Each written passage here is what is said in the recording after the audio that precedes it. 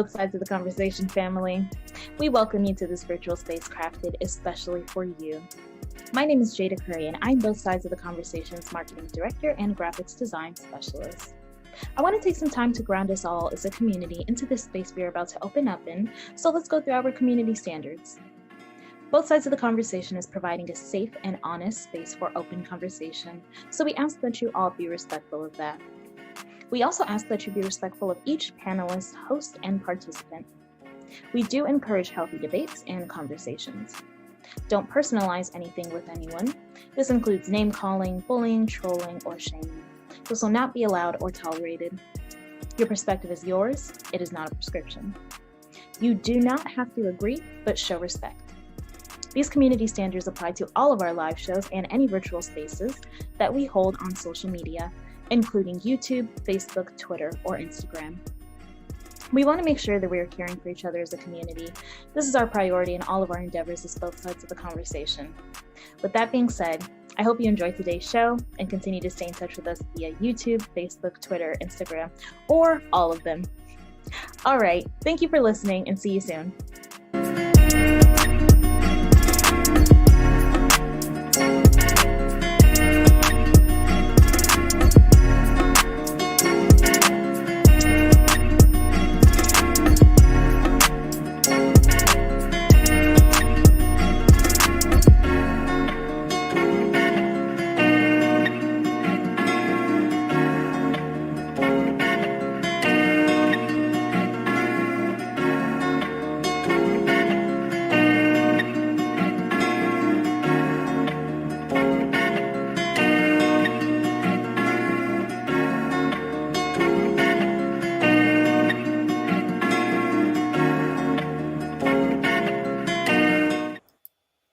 Welcome everybody to both sides of the conversation. Today is our Sunday conversation. We are here every Sunday at 2 p.m. Looking forward to today's conversation. Ask Your Black Doctor. This is the part 2. Last week, you've seen the lovely Dr. Monique Lassar, Ariel Franks. They are coming back today. Ask Your Black Doctor. We are talking about COVID, mental health, and some of the health disparities that are impacting our community. So I am looking forward to today's conversation. But before we get started, y'all know we have to get our announcements and get some of the things out to the community. First, we want to give out a huge shout out to all the organizations who have just been grinding through this COVID and through this holiday season, making sure that our communities are impacted and making sure that the resources are getting to the community. So I just want to say to all of the organizations out there that are doing their part to impact our community, thank you.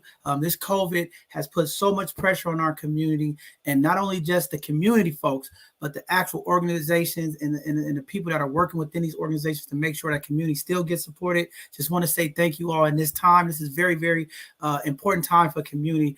And with that being said, I want to give a huge shout out to Booker T. Washington for their wonderful event that they did Friday night to impact the community. Young folks were able to get toys, COVID tests, a lot of things were happening up there. Our mayor stopped by. So shout out to Mayor London Breed and the team for coming out, and just a number of family and folks coming together, making sure that our communities were impacted, and just excited to see all of the work that continues to go on. So shout out to Shakira and the Booker T team for all of the work that they're doing to try to get the community moving. And it starts with those type of events, letting the community know we appreciate y'all and we're here to support. So thank Booker T. Washington and all the folks up there for the amazing stuff that they're doing. And there was a number of events that was taking place all over, not only in San Francisco, but across the Bay Area this weekend. A lot of things happening. So just thank you for the continued efforts that our communities are doing to impact the community. Want to give a huge shout out to Collective Impact and to Mo Magic, to Brittany and Uncle Stank over there. Phenomenal toy drive for the Wakanda Wonderland. It was amazing to see what took place yesterday with all of our young folks coming to get their toys, eating popcorn, and Uncle Stank them had the train come through and taking the young folks between Collective Impact and to the African American Arts and Culture Center. Just phenomenal work. And just excited to see our community who has been impacted able to come and get the benefits of some of the resources. So thank you to all the sponsors, donors, foundations, and folks that just been blessing the community, making sure that our Black and brown community is impacted during this time of need. Phenomenal event. The mayor was out there. We had Stunner Man out there, Big Steppin'. It was just nice to see all of the community folks. And we were out there. We had our 360 booth out there. The kids had so much fun just with all of the different things that was taking place. toys. So just want to give a huge shout out to Collective Impact and to Mo Magic for all the work that they did setting it up and making sure that the community had what they needed yesterday. It was beautiful, beautiful event. And then I want to give a huge shout out to Erica Scott. Last night they had an amazing sip and paint for the community. She's been putting a lot of these events together, not only in the Bayview, but across the city in Oakland. And what a great event to just get out there with community adults, have a little time away from the work and enjoy some art and get together. It was just amazing. So shout out to Erica Scott and the African American Culture District for all the stuff that they're doing also in this time. Keep our community folks connected. Great events. And, we was excited to be out there. Also, want to give a huge shout out to the Balboa Buccaneers. They took the state championship yesterday. So we want to give a shout out to Balboa High School and the coaches and the team and the players for all the work that they did. Also want to give a huge shout out to Sacred Heart Cathedral. They beat LA yesterday at Kezar. So San Francisco was representing big time yesterday. And want to give a huge shout out to those schools and to those coaches who continue to motivate our young men and keep them in the positive upflow. Y'all seen Tuesday night, they was on here talking about the game, and I just want to give it back to the community. They did win the game, both Bal and Sacred Heart Cathedral, so shout out to them, and we're celebrating their success. With that being said, we're going to jump into the few of these community announcements and get started with today's segment. Ask Your Black Doctor. Yesterday, or was Friday night, we had that Quad State tornado that took place. I don't know if community heard about it. Our brothers and sisters in Arkansas, Missouri, Tennessee, and Kentucky was hit hard with the tornado that just ripped through there, leaving about 70 folks dead. A lot of disaster. I checked on my folks down there. They're doing cool. So if you have family or loved ones, continue to keep our brothers out there in those states. And the prayer, there's one of the deadliest ones for the amount of time that the tornado was out there. It was going on for about, I think, 2 days or something. It was ripped through. It was pretty powerful stuff. But definitely keep our prayers out for those communities and those families that has been impacted by that tornado. Also, the UK has alerted a rise in having more increase in American cases for their medical office that recommended to the Prime Minister that they got to get booster programs going. This virus is spreading, and there's a lot of work. I mean, they have about 3,000 cases already confirmed in the UK, and you all know that stuff is going to spread. It's going to get here in the United States. We've already had a couple cases in San Jose and San Francisco here in the Bay Area. So yeah, we still got more work to do. We are not out of this yet, community. We still need everybody to do their part to keep everyone safe as we get through these trying times. With that being said, we're going to jump into our community announcements, and then we're getting close here. The Santa Toy Shop is happening this Friday the 17th, 3 p.m. to 5 p.m. That's going to be at the Bayview Hunters Point YMCA, 1601 Lane Street. You have to register in advance for this event. They will be giving out toys, food, and a number of other things, but you have to register. So we'll put the information up there on the screen. If not, please go to the Bayview YMCA website, and you can register there. There's also an Evite event that you could do. They're going to be giving away a lot of toys and things, but they have a limited number. So if you in their network, or if you know people that's in that network in D10, please make sure that the families register. They are not doing a pull-up like what happened yesterday with Collective Impact. They allow all community. This is a registered event, and Mr. Seeing them has enough stuff for community folks, but it is a limited amount. So please register if you would like to get on that. Also, there's a Toy Tots giveaway that's happening in the East Bay Saturday, December 18th from 10 a.m. to 2 p.m. at the West Pittsburgh Community Church at 204 Bailey Road in Bay Point. To all of our brothers and sisters out there in the East Bay, if you know someone who needs toys or needs some support, please stop by that event and check them out in the East Bay. You Are Blessings and SFG presents the Haze Valley 7th Annual RMC Christmas Toy Giveaway. That's going to be happening December 18th from 2 to 4:30 p.m. 401 Rose Street. They're going to have a bike raffle, some refreshments, and appearance by Santa. So please, if you would like more information, please check them out. We'll put the information up on the screen and get it out to community. The OMI Holiday Toy Giveaway. My brother Maurice, them, and all of the folks at the OMI Invest Black, man, want to give him a huge shout out to Renard and to the folks over at OMI. They're doing some of the most powerful stuff, connecting our communities. They're going to have their toy drive. It's going to be happening this Thursday from 2 p.m. to 6 p.m. at the Mercedes Heights Playground, 801 Shield Street.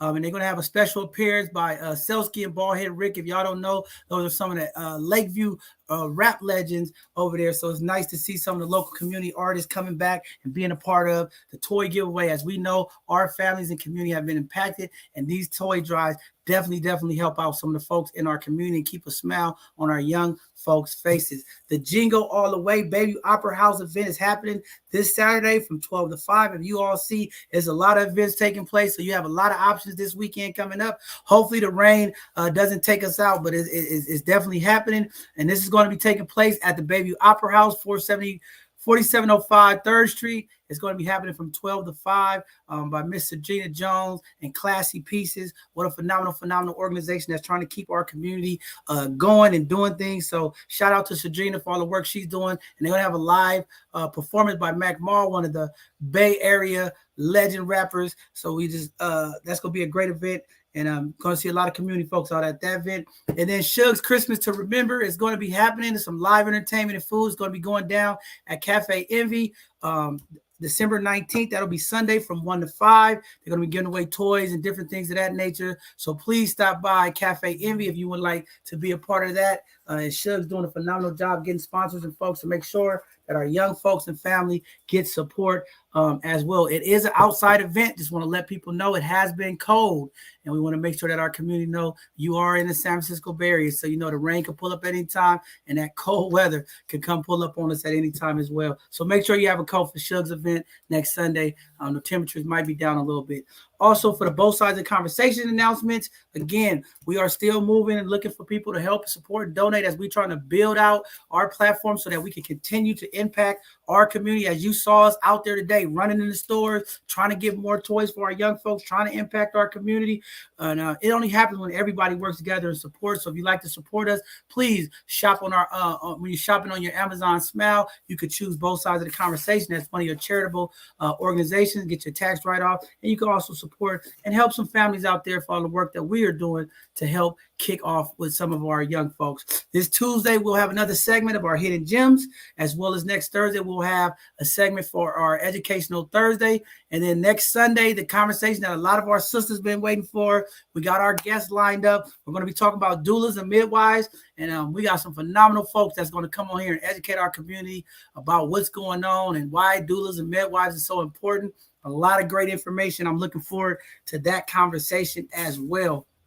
With that being said, before we get into the start of the show, just want to talk to the people here in the Bay Area as we are approaching close to the end of the year. And I'm glad that we are having this conversation today about mental health.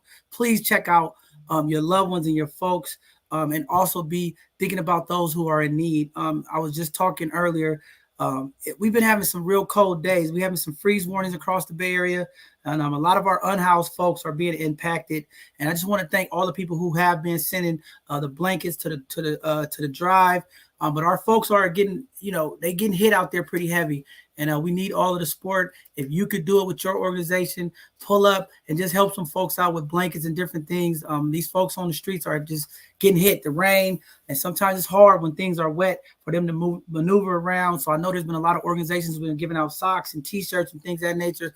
All of that stuff is much needed. And we thank all the organizations who have that type of compassion and love and humility to continue to impact our community. And we're going to continue to do our part here, East Oakland Collective, Both Sides of the Conversation, a number of our community partners. We are going to continue to impact our community during this cold winter months and through these holiday seasons. So excited about that. Today's show, again, is about asking your Black doctors. They're going to be talking about the impact of COVID and some of the mental health and health disparities that are impacting our community. As you all know, this COVID-19 pandemic has been causing stress across the United States, impacting all of our communities of color heavily, with just physically, mentally, and financially. And then, just having these issues of racism and systematic racial structures that just been really impacting us. These conversations are very, very important, and we are happy that we have Rafiki Coalition on here, and we have Dr. Franks coming on to talk about some of these things that sometimes our community don't think about, or sometimes we just don't know because we already have these issues within the health community, and we are happy to have them here because we're trying to bridge the gap. We're trying to bring some closure and some healing and breaking some of these trauma bonds and some of the historic things that have impacted us in this country, because we don't want our people not being able to get the support that's needed in these times. So with that being said, I'm not going to go any further. Brittany is not here today to go over all of her stuff that we usually go over for our call to actions. But today you will have me, Dr. Franks, and Dr. Monique Lassard. She's going to come on and drop some gems for the community. We'll get some resources. And thank you all for reaching out last week. We heard from community saying how y'all appreciated the information and the frankness of Dr. Frank and the information that Dr. Mo has been giving out to the community. And I know some of you said that was the information that you needed to make the type of decision that you all were making to go get vaccinated. So thank you all for paying attention and continue to support the work we're doing. And that's all we're trying to do here is get the information and resources to the community. So with that being said, we're going to go ahead and bring up our panelists for today and let them introduce themselves to everyone, and we're going to go ahead and jump into today's show. With that being said, we're going to go ahead and bring up Dr. Ariel Franks and let her introduce herself to community and tell folks what is she doing for the on the health side of the impact the community. Dr. Franks, welcome to both sides of the conversation. Thank you, John Henry. My name is Ariel Franks. I am a family medicine doctor. I work at the Family Health Center that's on site at San Francisco General Hospital. I also work at La Clinica in Oakland. I am the equity lead for the San Francisco Health Network COVID-19 Vaccine Task Force. That's a mouthful. Really just trying to address the fact that we are seeing inequities in vaccine administration amongst Black and African American patients in San Francisco. And I'm also working with the Ask an Expert program. So that is trying to have doctors and other providers be available to answer questions one-on-one at different community events. And we're prioritizing having those people be people of color so that we can talk to people who might have hesitancy or just have questions about the vaccine. I'm from St. Louis originally, spent a lot of time in New York and have been in San Francisco for the past 5.5 years. So here to talk about COVID-19 and also some things that we're seeing in primary care that are affecting the community and answer any questions you have. And it's an honor to be here. Thank you. All right, no problem. Glad to have you here. Looking forward to today's conversation. With that being said, we're going to bring up the fabulous, phenomenal Dr. Monique Lassard that is just doing so many things to impact the community, just blessing our folks with this food and just the COVID relief support.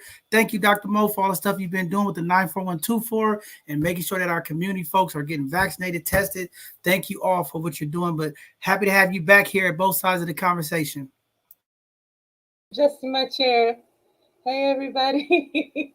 Firstly, I really feel like I want to give acknowledgement to the creator right in this moment. There's a ritual happening today downstairs.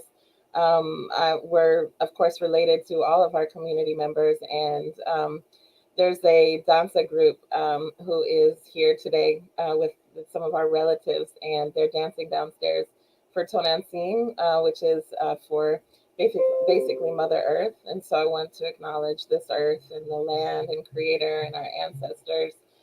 And this is the time, this is the winter solstice. This is the time of, kind of going inside. The weather is keeping us, moving us towards being inside and taking care of our spirit, taking care of our health. In the tradition that I'm in the Yoruba tradition, in West African tradition, we have a ritual around this time, which is called the Awan. And the Awan is really for one of the Orishas, which is Olokun. And focusing on Olokun, Olokun is the deep of the ocean, the treasures of the ocean, but also the ancestors' bones that are in the ocean. And so we do a whole ritual around honoring the ocean and the mother, father ocean, and everything that it's given to us. And as you know, we're something like 70% water, something like that.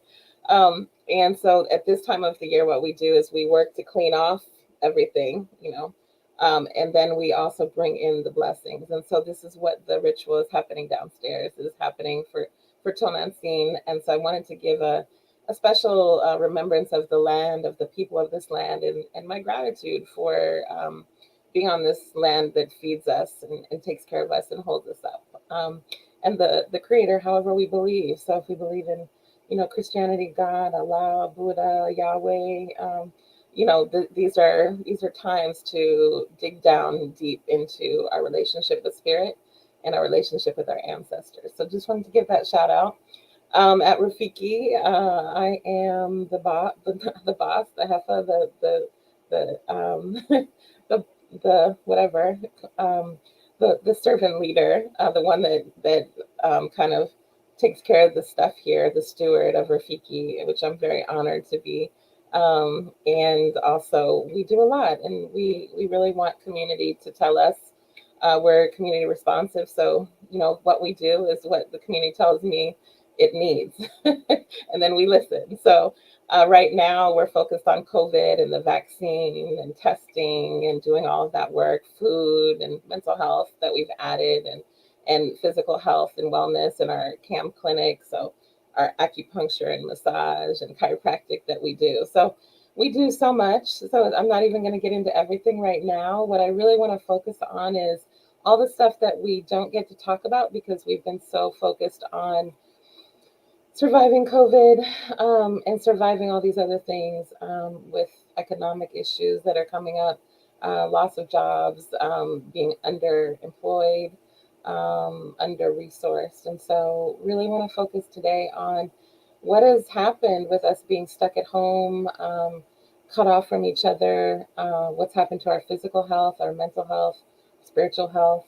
and our relationship to each other, because there's been a lot that has been impacted. So I'm really excited for the conversation today with my partner in crime, Mr. John Henry, on both sides of the conversation. Really excited for provocative questions and excited for you all to participate fully in everything that you want to add. And then for the amazing Dr. Ariel Franks, just really grateful for you, Ariel, and for everything that you do and who you are and how you show up. So it's an honor. John Henry, as you were talking, I was like, oh, what an amazing community, right? We're heading into Kwanzaa. And so pretty soon, the Kwanzaa Principles and, as you say, Habaragani in the Kwanzaa, that's like, what's the word? Like you've been saying the word. And today, the word I heard you say, it really is emoja, is unity. And so, Habaragani, Umoja is what I'm hearing today from you, and Habari Kujitakaliyat, which is self-determination and how we work together and how we focus our efforts. And then I'm also hearing you say,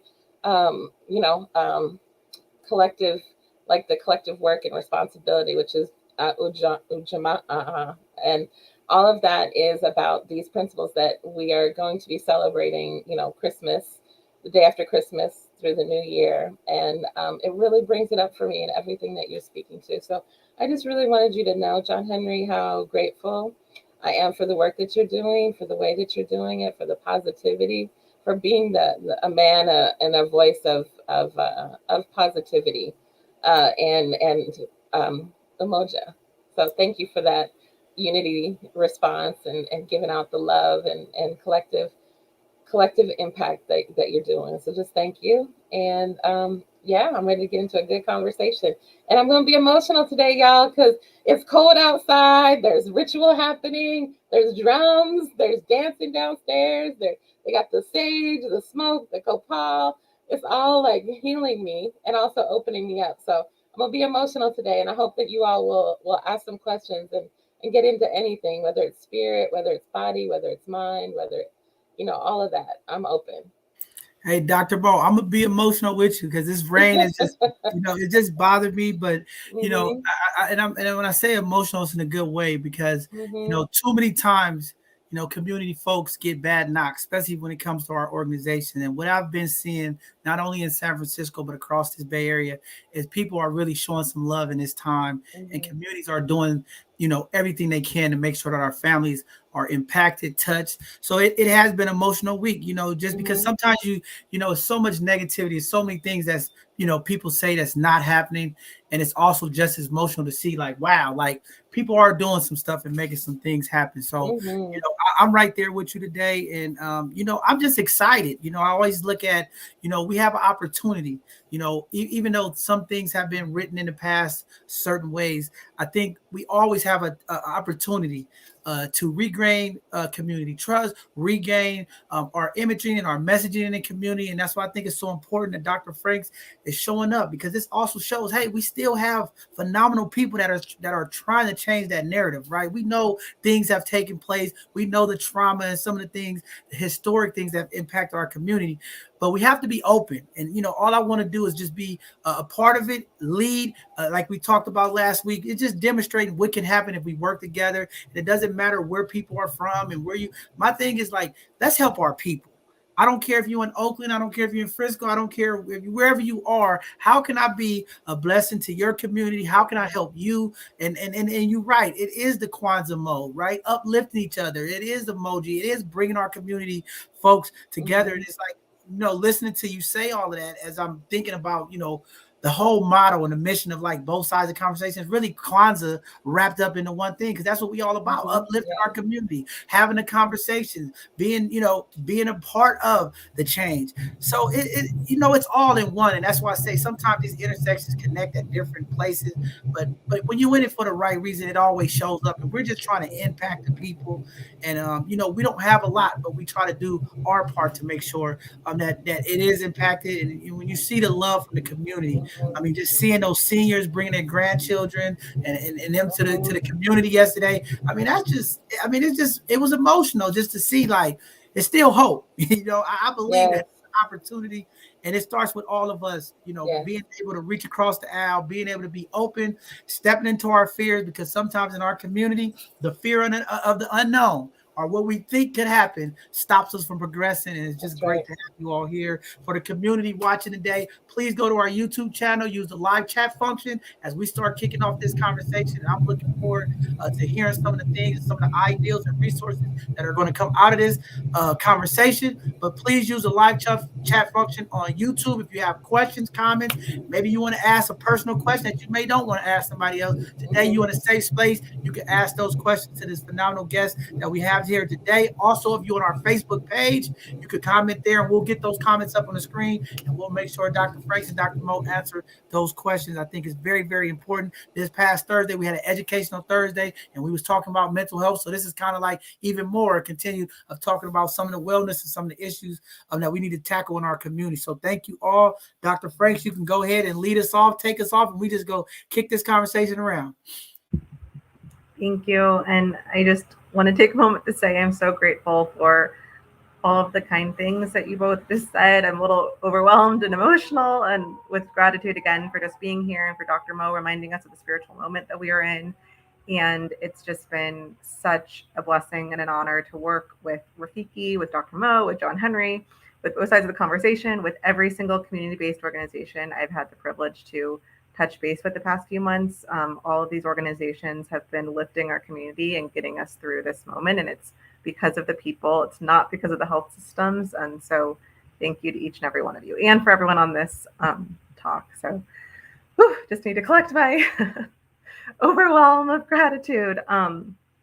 So to start, I just wanted to give a little brief update on COVID and the vaccine. And again, please send your questions in the chat and we'll answer those more kind of detailed questions. But we are still, oh my goodness, it's almost 2 years of this mess that we are in. And even though things are better than they were a year ago, it is still affecting us. I heard on the news that in the country of the United States, 1,000 people are still dying from COVID-19 a day. So there's a lot of stuff out there. Oh, it's not a big deal. It's less, it's whatever. And we are so lucky or fortunate because of all the work that you all have been doing that the death rates are not that in San Francisco, but in the country, 1,000 people a day are dying. And the virus is incredibly smart and keeps mutating, which means that it keeps changing so that it can stay around longer and infect people. There's ideas that when you get a virus, your body fights it off and then it's immune. So it's kind of like a natural vaccine. COVID-19 is showing it's not that way. It keeps changing. And so even if someone had COVID a year ago, the virus has changed such that they can now get it again. This is especially the case with the Omicron virus, which racist media tried to blame South Africa for, but it turns out that Omicron probably started in Europe, and it's just that South Africa, because of incredible scientists and doctors there, were the first ones to identify the genetic makeup and identify that it was different. So it didn't actually start in Africa or South Africa, but they were the first ones to better characterize it. That Omicron has 32 mutations in the spike protein as opposed to Delta, which had about 10 or 13. So that this virus has even more changes than Delta. What that means is that it's a lot more contagious, although that's as much as we know. So stuff like, is it more dangerous? Does it cause more people to die? And stuff like that. We don't know yet. And that's what I said last week. And it doesn't really seem like we have much more information. What little we know is that it might be a little bit less deadly, which thank goodness, but that it might be a little bit better at getting past our defenses of the vaccine. But it's just kind of watch and wait, because with any of these big changes, it takes about a month before we see the big surge in hospitalizations and deaths, because it takes time for people to get really sick. So what that means, what does that mean? That we still have to be as vigilant as ever, that we are so tragically not beyond this, that we have to do all the things that we've been doing the past 18 months. So that includes, the absolute best defense against COVID and Omicron is vaccine. The vaccine has in its makeup ways for the body to identify changes in the virus. It's even better protection than if someone had COVID. And the vaccine is the best protection against hospitalization. So one of the biggest questions I get is, what's the point of the vaccine? I'm hearing people are still getting COVID even though they got the vaccine, and that is true, and that sucks, and it's really frustrating. But what we are seeing is if you get vaccinated, people are much, much, much less likely to go to the hospital and much, much, much less likely to pass away. And so the vaccine is the best defense against that. The other things we do to prevent COVID are still very important. So social distancing, wearing a mask, washing your hands frequently, getting testing if you've been around anyone with COVID, or if you have any symptom whatsoever. A lot of times symptoms can be really mild. It can just be a little bit more tired. And if there's any question in your mind, I don't feel right, getting tested and waiting before you interact with anyone, like trying to quarantine until you have that test result. These are things that are still important and that we need to be doing. The booster shot is recommended for everyone over age 18. So if you got Pfizer or Moderna 6 months ago, it's recommended to get a booster shot. You can mix and match, or you can get the same one. It doesn't matter. It looks like they all work very well. The most important thing is just to get another shot. Or if you got Johnson & Johnson, to get another shot if you got it 2 months ago. This is again for people 18 and up. Highly, highly recommend. I know a lot of people are like, does this mean we're going to have booster shots forever? I don't know. This whole thing has just been like new information coming in every moment, which has been really, really hard. And I'm so grateful to everyone's flexibility and in coping with this. And it's been very, very difficult because, like I mentioned last week, the medical system is very used to being very patriarchal and hierarchical and dictatorial and saying this is the way. And this has been a very humbling moment because this virus is just unlike anything we've seen. And so we get new information every day, and we have to be honest about that and not try to act like we have all the answers. It's possible that we thought we only needed 2 shots, and it turns out 3 will be enough. And so it's possible we won't need boosters forever. It's also possible this will be like the flu shot. We need a new one every year. It's just too soon to say, and it takes time to see how people react over time. And I know that's frustrating, but that's just the honest truth. And then so if you're over 18, Johnson & Johnson, Moderna, and Pfizer are all available.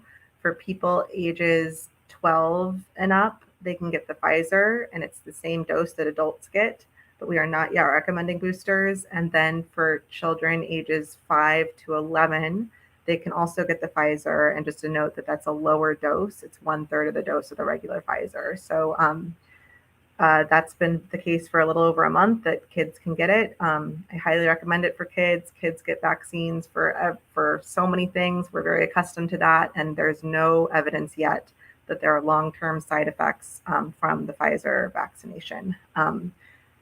It is a new vaccine. I totally respect that people don't feel comfortable injecting their kids with something that hasn't been around that long. But I also just want to say that it's routine for us to vaccinate for measles, mumps, polio, hepatitis, viruses that we don't even see anymore because of vaccination. And so as a family doctor, I take care of older people, I take care of middle-aged people, I take care of kids, I take care of little babies that are 2 days old. And I recommend the vaccine for all people 5 and up.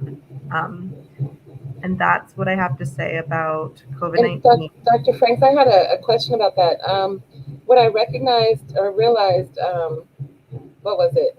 Sorry, there was a thought about, oh my goodness, long-term impacts of COVID. Because last night I was having a birthday celebration with some friends, and one of the folks there said that their relative, 35 years old, had COVID, had asthma, so they ended up being on a ventilator, but were recovered somewhat fully. But now their knee joint has been destroyed, and the doctor is saying it's long-term COVID impact. At 35, basically, losing function of one of their knees. So, can you speak a little bit about the long-term effects?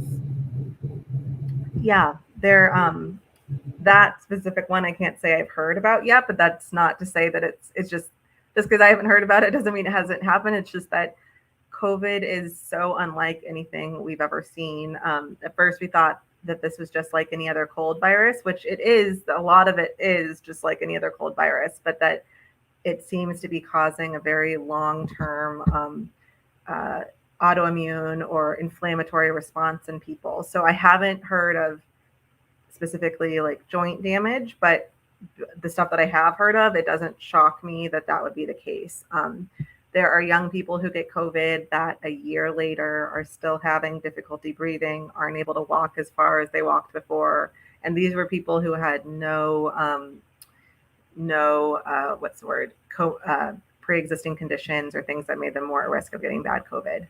A lot of people got nervous when it looked like COVID-19 was causing, the vaccine, we were seeing the side effect that some younger people were getting myocarditis. Every case that happened to myocarditis thus far from the vaccine was mild, and everyone survived and was fine.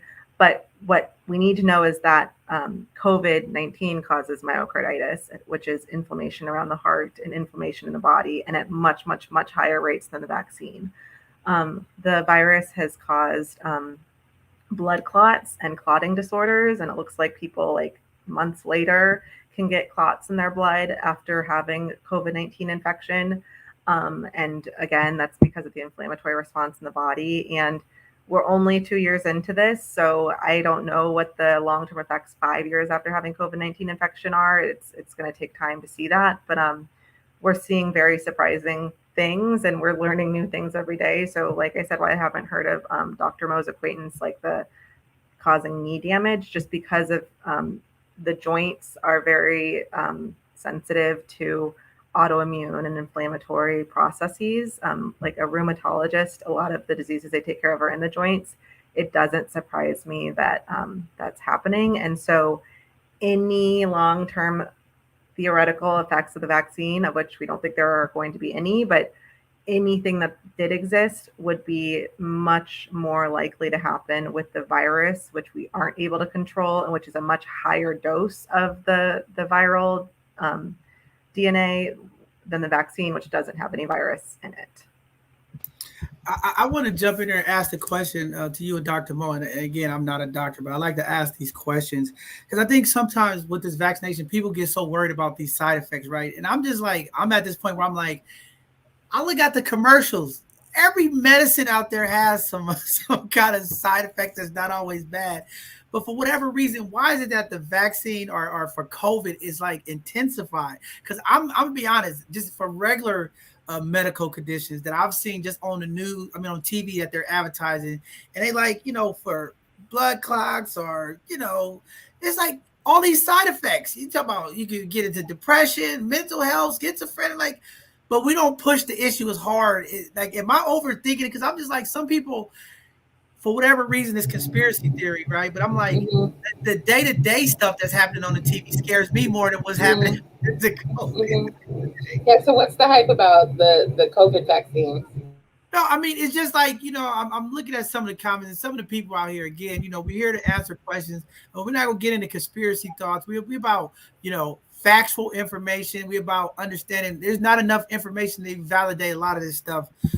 But this is a phenomenon, and I heard you say it last week, Dr. Frank, this is an ongoing learning process for the research community, the doctors. This is something that happened like the Spanish flu years ago. It's a phenomenon, right? We're trying to figure it out. And I think, just some of the fear that people are pushing, out there is really causing people from really moving. And I'm trying to stay open. I understand some Right. people's fears.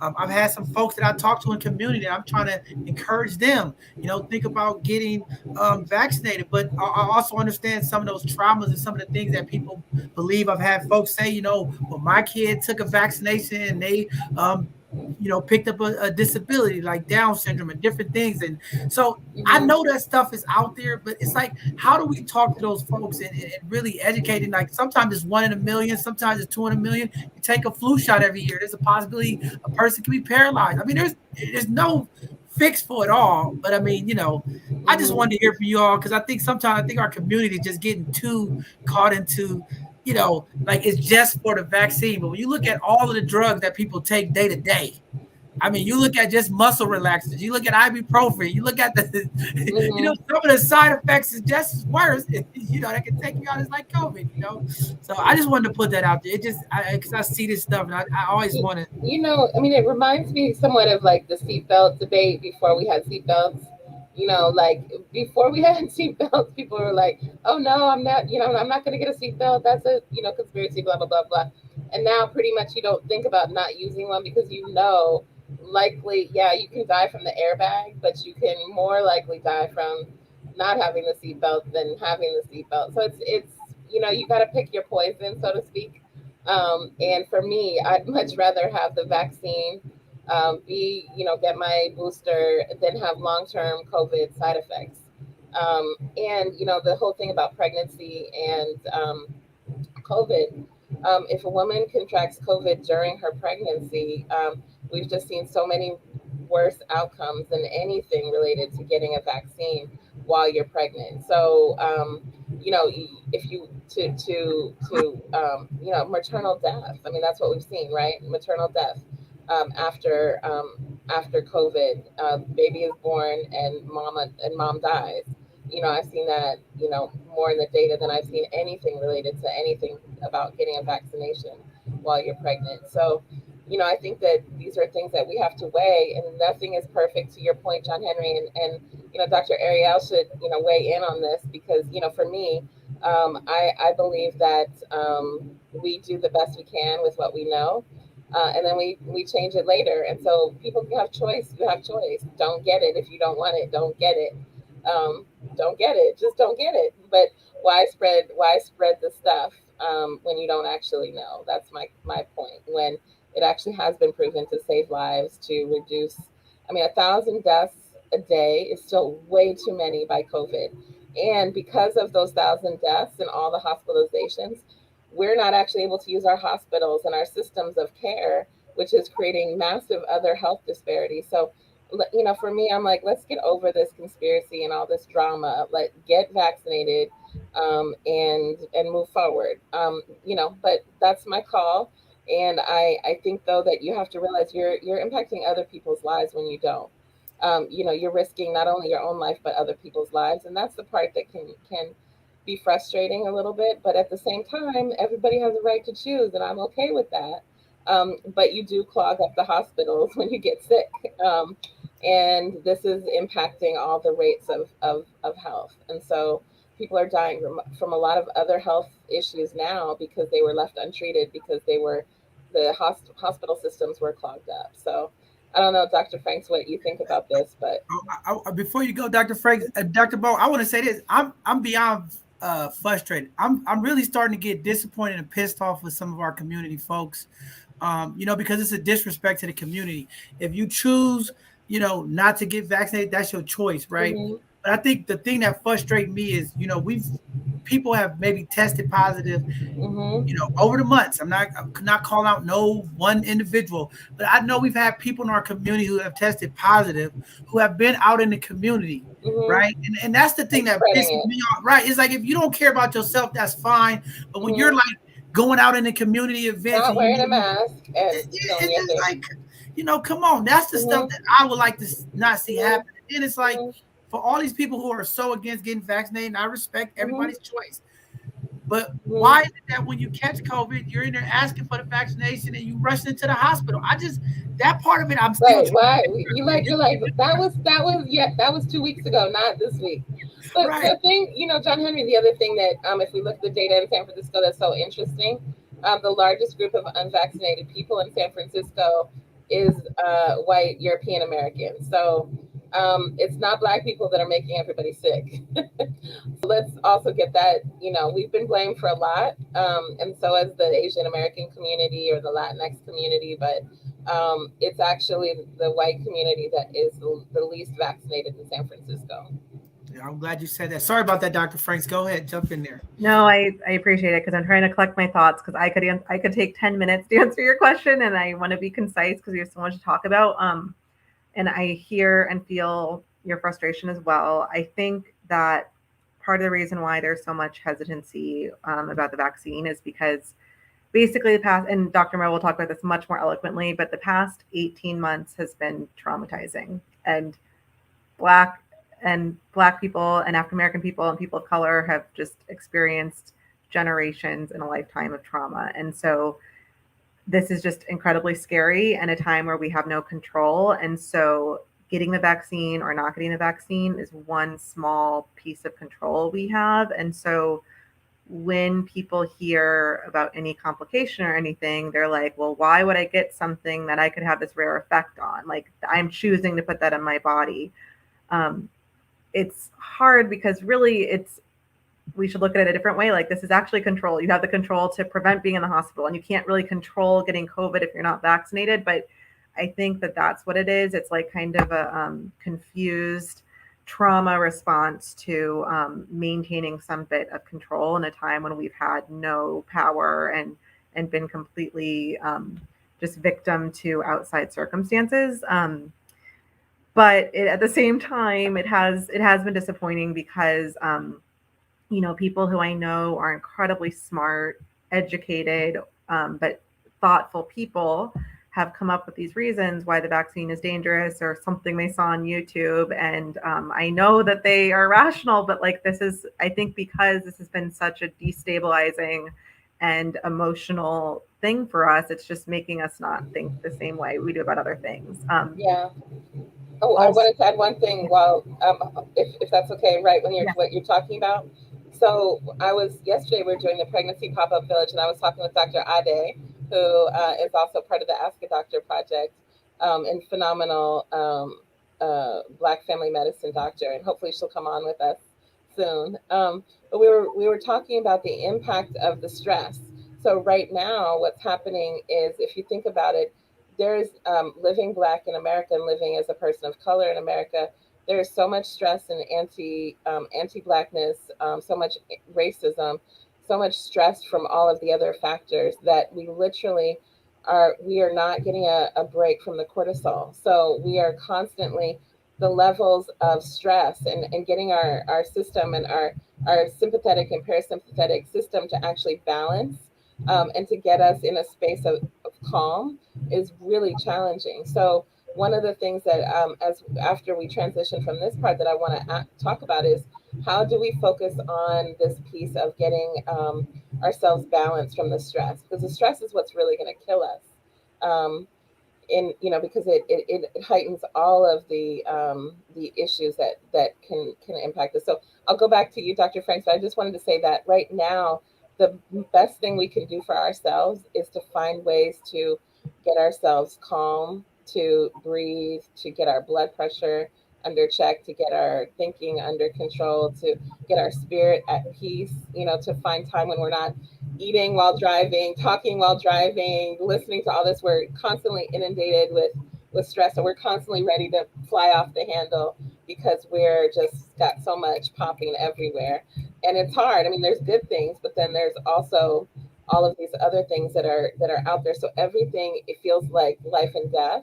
And when you're in that space, your brain doesn't know if it's a lion or if it's just like, oh, something fell off the table. And so everything feels like life and death. And I think that that's what you're speaking to, is this high level of anxiety, which also keeps us from making good decisions. Because when we can't think clearly, when we have that cortisol flushing through our brain, all we know is to stay away from what the threat is, and to fight the threat or kill the threat or, freeze from the threat, appease the threat. But we don't know, we haven't learned how to say, okay, let me think quiet, let me think through this process and get calm and be able to have a clear decision. So I think that's part of what you're sharing also, is that impact of the stress on our brains, our bodies, and our spirits. Absolutely. And that is part of the reason why we have all the health disparities we have. It's not because Black people are less healthy. It's because Black people in this country experience racism and mistreatment, and that affects everything, all our health in every way.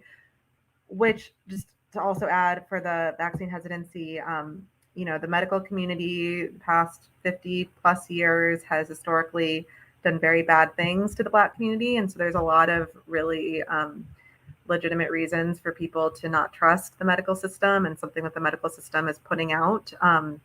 And while I do believe and know that the vaccine is safe because of other things that the medical community has said that was safe previously, like sterilizing people and stating they were just coming in for an OBGYN vaccine or appointment, or a lot of these like conspiracy theories come from a kernel of truth. Like, so one thing I heard, why are people worried about the vaccine making people infertile? That's crazy. There's no evidence for that. But then I did read about 10 years ago, a shipment of vaccines were sent to Kenya and somebody tampered with them and put a medicine in them that caused infertility.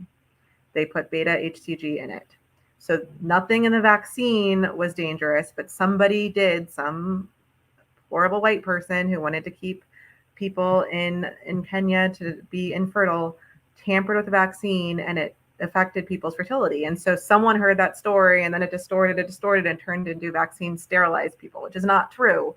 But when people do violent acts of harm against Black bodies, terrible things happen, which is my last thing that I want to say. And this is probably going to sound very conspiracy theory-ish, but I think that racism actually is the reason why people are hesitant about the vaccine. And that I think that the people who are starting the YouTube videos and propagating this information are people who have a vested interest in people of color not being safe and not getting vaccinated. And so it's actually like the people who are starting the misinformation are people who want us to not get vaccinated. And then it's very well-intentioned people well down the line that hear this and want to help their community members. I'm not blaming anyone on this call who feels this way. They heard this information and they're trying to help their friends and family. But I think that the originators of this misinformation are racist and want us to not be well. And so it's very hard to counter those narratives, especially when I am a doctor and I am part of the system that has caused a lot of harm. And so it's going to take a lot of work for us to gain trust of the community, and a lot of, fighting back against my peers who might not be as humble or as, who are part of the white supremacist medical system. But there are those of us there, and we are fighting for it. And we want people to come into our office, and we do recognize the trauma and the importance of supporting mental health and working with community-based organizations. We are there, but I'm not surprised people are traumatized, and I hope that we can move past that and know that the vaccine is safe, and that those of us who want Black people to be safe and healthy are promoting it. Man, that's great stuff. Yeah, I'll share to that. One of the things, and I think I want to give Dr. Mo a lot of credit for this too, because I've always been a person that's kind of been in touch, when we talk about mental health. But I really when they say that the pandemic brings out, good things as well. Dr. Monin was doing this, what was it, Wellness Thursdays that you were doing? I mean, that was like really Thoughtful Thursdays. We're about to start it back again. Yeah, that was, let me tell you, that's when I was like, okay, our community is starting to move, because I see some brothers that I've, worked in the community with, Jermaine, different folks. He was like, man, I'm happy to see you here. I mean, and it was just an opportunity for our community to be vulnerable, to talk about some of those conversations and things that you just talked about, Dr. Frank, because it helped me a lot. Some of the thoughts and some of the things that I would have, and the way Dr. Monin facilitated was so well, because even when people was going through stuff, that in that silence, it was still so powerful. And that's why I really believe in these type of conversations and bringing, this type of messaging to our community, because I think as more of us start to really understand and how you really focusing in on the trauma side of it. And I mean, sometimes we talk and we don't even think about how much it is trauma. So I just wanted to, say that and appreciate Dr. Mo for always really putting it into that lens, because sometimes we just go, oh, the people this, but it is, and we're, it's a challenge, because sometimes this impact that you're talking about, it really does impact our community. But sometimes people outside the community doesn't get it. They just think, oh, here these folks go. They're complaining again. It's all these issues. But it's so true. And I like how you all put that. And I think that's just what it is. Our community is just traumatized, and that mental impact of like the unknown, the known, and trying to get all of the information. It's been a challenge. So I just want to say thank you, Dr. Mo, because I just was thinking about that while you and Dr. Frank were just talking about that, and that stuff is real powerful in our community. And and this is why I get frustrated sometimes, because everything is data driven, and sometimes the numbers don't show the real impact. You know what I'm saying? Because I know when I walked away from Thoughtful Thursdays, I mean, it was a lot of times, and I had a lot of things going on. But some of the things that they put in place to make me think, right? And that's what I always tell people, to be intentional. Sometimes you have to do things to make people think, because we get so busy just going. But those classes really made me think about things like, where was I at? You hear people like, where are you at? And how are you challenging? It just made me think of that, Dr. Mo. So I just wanted to. Well, I'm glad we're going to bring it back again. So, so definitely keep an eye out for Thoughtful Thursdays at Rafiki. We'll in the new year we'll be doing it. And I'm hoping that we'll do half of them live and in person, and half of them, online, so that people who really need and want to be together, we'll rapid test before we do start sit in circle, but we'll be together. We gotta. That's what we're doing at the clinic, by the way. So if you're afraid to come out, we are doing before if you're coming to the clinic that week, you take a rapid test. And so all of the practitioners, the massage, chiropractor, acupuncturist, plus all my staff, we all test once a week. So we're doing our rapid testing so that we know that even though we're still using our masks and we're using air and doing all the ventilate things that we need to do, washing our hands and all that, but we also know that we need touch. We need to be together. We need a healthy touch. One of the things that was so devastating for me, so I don't know if you all remember back wherever you were when you first heard that we were shutting down, but I think it was like March 17th, March 18th or something, 2020. And I had come in on, that Friday, I decided that Monday I would shut the office down because I was worried. And I came in, and then, of course, London, Mayor Breed was shutting the city down that day, too. And I sent everybody home. Some of my staff are freaking out, like, what do you mean? Why? Because COVID nobody really understood COVID at that time. And so we all went home. And trying to figure out what to do. I was worried about keeping the agency open. You know, what would happen with funding? Would we get paid? What would we do? And the biggest trauma for me, because I grew up in my situation, you know, I was, a kid of folks who had challenges. Let me put it that way. So mental health and substance abuse challenges were part of what I dealt with in my family. And we constantly were moving. So by the time I was 16, I moved 18 times. And so I had no control over what was going to happen. So I'd come home from school or come home from whatever, and it's like, oh, we're moving again.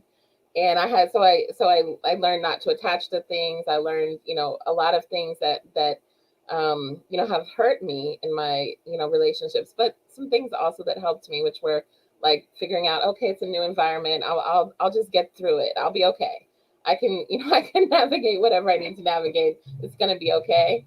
But at the same time, what I also realized was that there was a trauma that happened when I had no control over what was going to happen. And that's what I felt when COVID started. I'm like, I have no control. I'm literally waking up every morning looking at the DPH report going, how many cases of COVID? What's going to happen? Can I open? How am I going to take care of the people? What do I do? What do I tell our community? What do I tell my staff? Do I have to lay people off? Like, what's going to happen? So traumatizing, right? And but what I also at the time, and have said this ever since, thank Goddess, thank God, thank Creator, thank Allah, Buddha, Yahweh, whatever you thank, ancestors, that Dr. Davis at the Human Rights Commission had put together this thing called the Round Table. And because of the Round Table, I had something to do, somewhere to go, and I could start to organize with other people in this, Umoja process. And so with trauma, the thing about it is Bessel van der Kolk. He's a famous psychologist, or actually he's a psychiatrist, has said that trauma happens when you can't, basically when there's a trauma, you can't restart from the baseline. There's a better quote than that of it, but you can't restart. You can't unwind what has happened. But when you have some movement, when you can start to have some kind of thing to do, some kind of way to deal with it, then you can begin to process your trauma. But if you're stuck, if you have like, I don't know what I'm going to do. I don't know where I'm going to go. I can't get a hug. I can't get love. And in that situation, they're like, well, don't, stay in your bubble. Don't go here. Don't go there. Don't do this. Don't go to see your family, and all of those things that were really horrible for our mental health. I'm just looking at the days when Mayor Breed was going to open the city so I could go see my family. And after a while, I'm like, I can't do this. We're going to have to figure it out. So finally, that's when the testing, and that's when with Dr. Kim Rhodes and UCSF, and then later, which became the Umoja Project, was able to get testing for our community. Once we got testing for the community, we could kind of begin to know our status, and then we could see our loved ones. And so this is what I want to say is, like, this is the way that we can know through, is that when we're feeling in doubt, when we're feeling stuck, if we can find a sense of meaning, when we can find a sense of a movement through something that has happened to us, then we can begin and have some action with it, and a sense of like, oh, okay, I can control this a little bit in some kind of way. Then this is the way through, often through trauma. But at the same time, the other things that I want to mention is that with trauma happens in relationship, and also healing happens in relationship. So if we're stuck away from people and we don't get the healing, so we don't get our hugs, for heart health and for our mental health, we need something like 9 hugs a day. So during COVID, we're not getting our 9 hugs a day. And some of us who live alone, or we're not partnered, or not dating anybody at the time, we're like, oh my God, I'm just going to be alone forever. And then you get into that thing, well, F it, I'm just going to do what I'm going to do, and I'm going to risk it. And so all of these things have really impacted us and traumatized us, because we have to figure, like, we're making decisions about our lives and the lives of our families when we go out and we are in contact with people, right? And so what I'm saying with all of this is that healthy touch is important. So figuring out ways to be together, being in community is important, figuring out ways to be together. But like yesterday, I ran into Joy Jackson Morgan, and she was out doing the rounds after all of her work.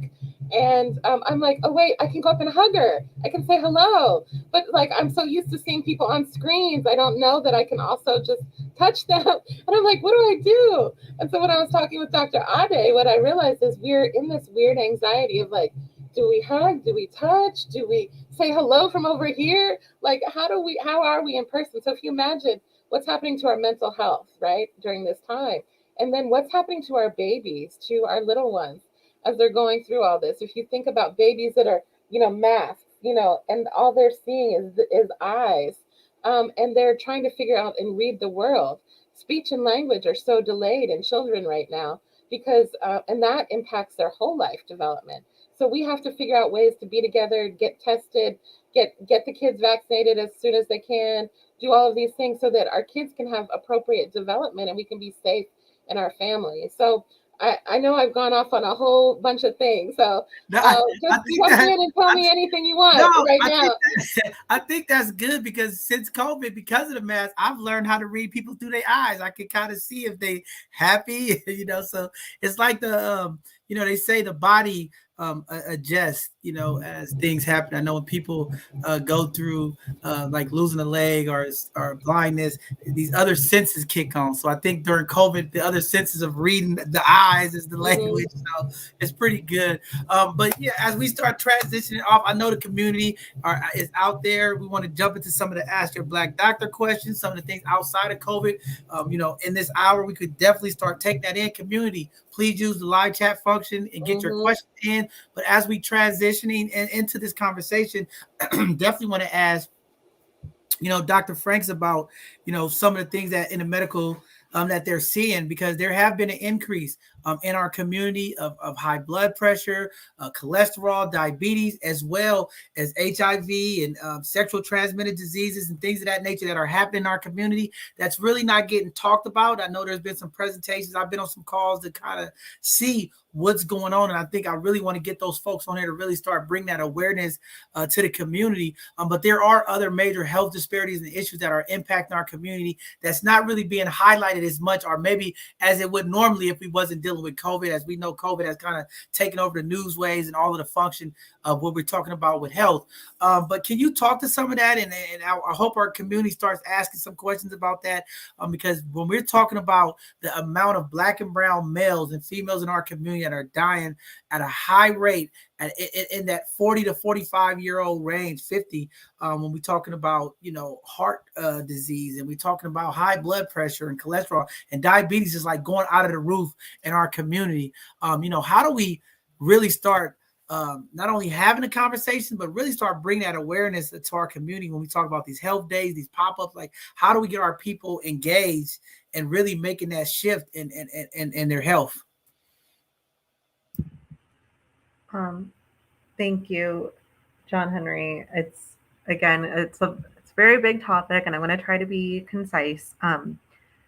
We know that because of racism, because of generations of trauma and experiences in this country, that Black and African American people experience much higher rates of almost every chronic medical illness. There's something called ACEs, which are adverse childhood events. And basically we are now able to show that growing up in a home or in a situation where people were experiencing food insecurity, or parents that argued a lot or having to move around a lot, all these different things affect health later in life. And obviously the experience of racism and mistreatment is something that affects health. So before COVID, there were disparities. And before COVID, people had experiences that were raising the hormone cortisol in their blood, which is the stress hormone, and that increases inflammation and makes you sicker. I do just want to acknowledge that it can be actually traumatizing to hear that, because when you're hearing, oh, wow, so just by being Black, I'm less healthy at baseline. What the hell am I supposed to do about that? I can't help the fact that, people are racist. That I understand that that's very, very upsetting to hear, and that I don't want to contribute to your trauma, and that we do want this conversation to be a little bit of like, how do we deal with that? So what are self-care practices, and how do we address our mental wellness, so that, because that is the strategy, is to just take really good care of yourselves and be extra self-compassionate, and not, be hard on yourself, because beating yourself up, oh, I ate bad last night, and oh, I'm so worthless, that contributes too. We have enough that we're fighting against anyway. So before COVID, we saw these disparities. And COVID is just making it worse, because for the past 18 months, it's just been COVID, COVID, COVID, talk about COVID, which was appropriate. And COVID is killing 1,000 people a day. And however, it means that all this other stuff has been on the back burner. So in primary care, we do a lot of preventative screenings. So that means we can test for someone to show if they're at risk of something well before that disease has gotten really bad, and we can intervene. So for example, a mammogram, which is a test of the breast for breast cancer, can find if somebody has a mass in their breast when it's really small, and when it's very treatable and can be taken out with a very simple surgery, versus if somebody's coming in after they've had breast cancer for years and they're having symptoms like a cough or pain or weakness and signs that the cancer has spread. It's often too late, because once cancer has really spread and gotten a lot bigger, the treatments don't work as well, and that's like what we call stage 4, and that's when people unfortunately pass away. So we have incredible tests that can find these diseases very early and cure them. And with all the emphasis on COVID, a lot of those preventative tests have not been happening. First of all, it was medical community was saying, don't come in, just stay at home. It's fine. It's no big deal, which was true, but is no longer true. And we are seeing, unfortunately, and so I work for the San Francisco Health Network. That's one health system. It's different from Kaiser, Sutter, One Medical, all the other types of systems. It's just one of them. But we have started to track this data to kind of get a sense of the disparity, and we're doing it by race. And right now we can see that our Black and African American patients are getting mammograms 10% less. There's a 10-point gap compared to non-Black patients. And we're doing colon cancer screening 10 points less than our non-Black patients. And when I say that, it's the health system is aware, wow, this is screwed up. We need to outreach. We need to do the work and reach out to our Black patients. Absolutely. Like, we are taking responsibility. But I say this to people because I do think that Black people have been some of the most cautious about the pandemic. Like, maybe our vaccination rates haven't been as high, but I think compared to other groups, we are much more likely to social distance in a mask and stay home. And those are very important things to prevent spread. But that it is time to go to the doctor to make sure everything is, that all of your healthcare screenings are up to date, so that we can check your blood pressure, start meds, because high blood pressure is an issue. A lot of times you don't feel any symptoms right away, but it's like 10 years later that excess pressure on your kidneys causes your kidneys to fail, and people have to be on dialysis. Similarly with diabetes, you might feel fine, you might not know anything's wrong, and it's 10 years later, it turns out all that extra sugar in your blood has caused some of your organs to fail. And so I just really want to encourage people to get a regular checkup and make sure all their healthcare maintenance, that's what we call it, which is basically these preventative tests, are up to date. But especially if you're having any symptom that's bothering you, to go in and get that checked out. 9 times out of 10, that like little crick in your elbow is no big deal and is not dangerous. But what I worry about is the people who've been sitting for months with like a feeling of tightness in their chest or pressure in their chest, especially when they walk. That can be a sign that their heart has blockages, arterial blockages, and could be a sign of a heart attack in the future. My dad was an emergency physician, Black man, knew all about everything, all the health. He was working 24-hour shifts in the ER and died of a massive heart attack at age 61 3 years ago, and probably was having the signs of his chest hurting and just didn't tell anyone, which is like, no, it's no big deal. And so for me, coronary artery disease and heart attacks are something that's really, really something I worry about in my patients, because it is something we can treat and prevent. And if you're having any symptoms like that, please go into your doctor so we can start meds and prevent it. We do see heart attacks at much higher rates amongst Black people, and it's just unfair. We already are suffering enough, and there's so much that is unfair, and we deserve to have healthy, happy lives. And yes, it's true the medical system is screwed up and has done terrible things, but we deserve good health care and getting preventative care, and deserve having good doctors. And so I just encourage everyone, if you don't have a regular doctor, to please call, get a doctor, make an appointment. You don't like your doctor? Okay, get another one. Like, there's so many out there. They don't have to be Black. There's a lot of wonderful people out there, but just get into care. And if you have a symptom that's bothering you, get it checked out. And it probably isn't a big deal. Like, in a day, I'll see 10 patients, only 1 or 2 have something dangerous going on. And that's fine, though. It's good to know and not have that worry, because any worry and stress you're experiencing, and like in the back of your mind, like, oh, is this a heart attack brewing? Like, that's affecting your health. So yeah, we're seeing all the disparities are even worse with 18 months of not being in care. And so come to care. We are wearing masks. Most everyone that works in the hospital at this point has to be vaccinated, and it's safe. And the long-term effects of getting care are good. So, and that's true for our. And first of all, let me say, I'm so sorry about your dad. And it just goes to show you, all the education, all the knowledge doesn't change it. It's, and so it just reminds me to say that even though we know, we have to have something in our life that makes us do that movement of self-care.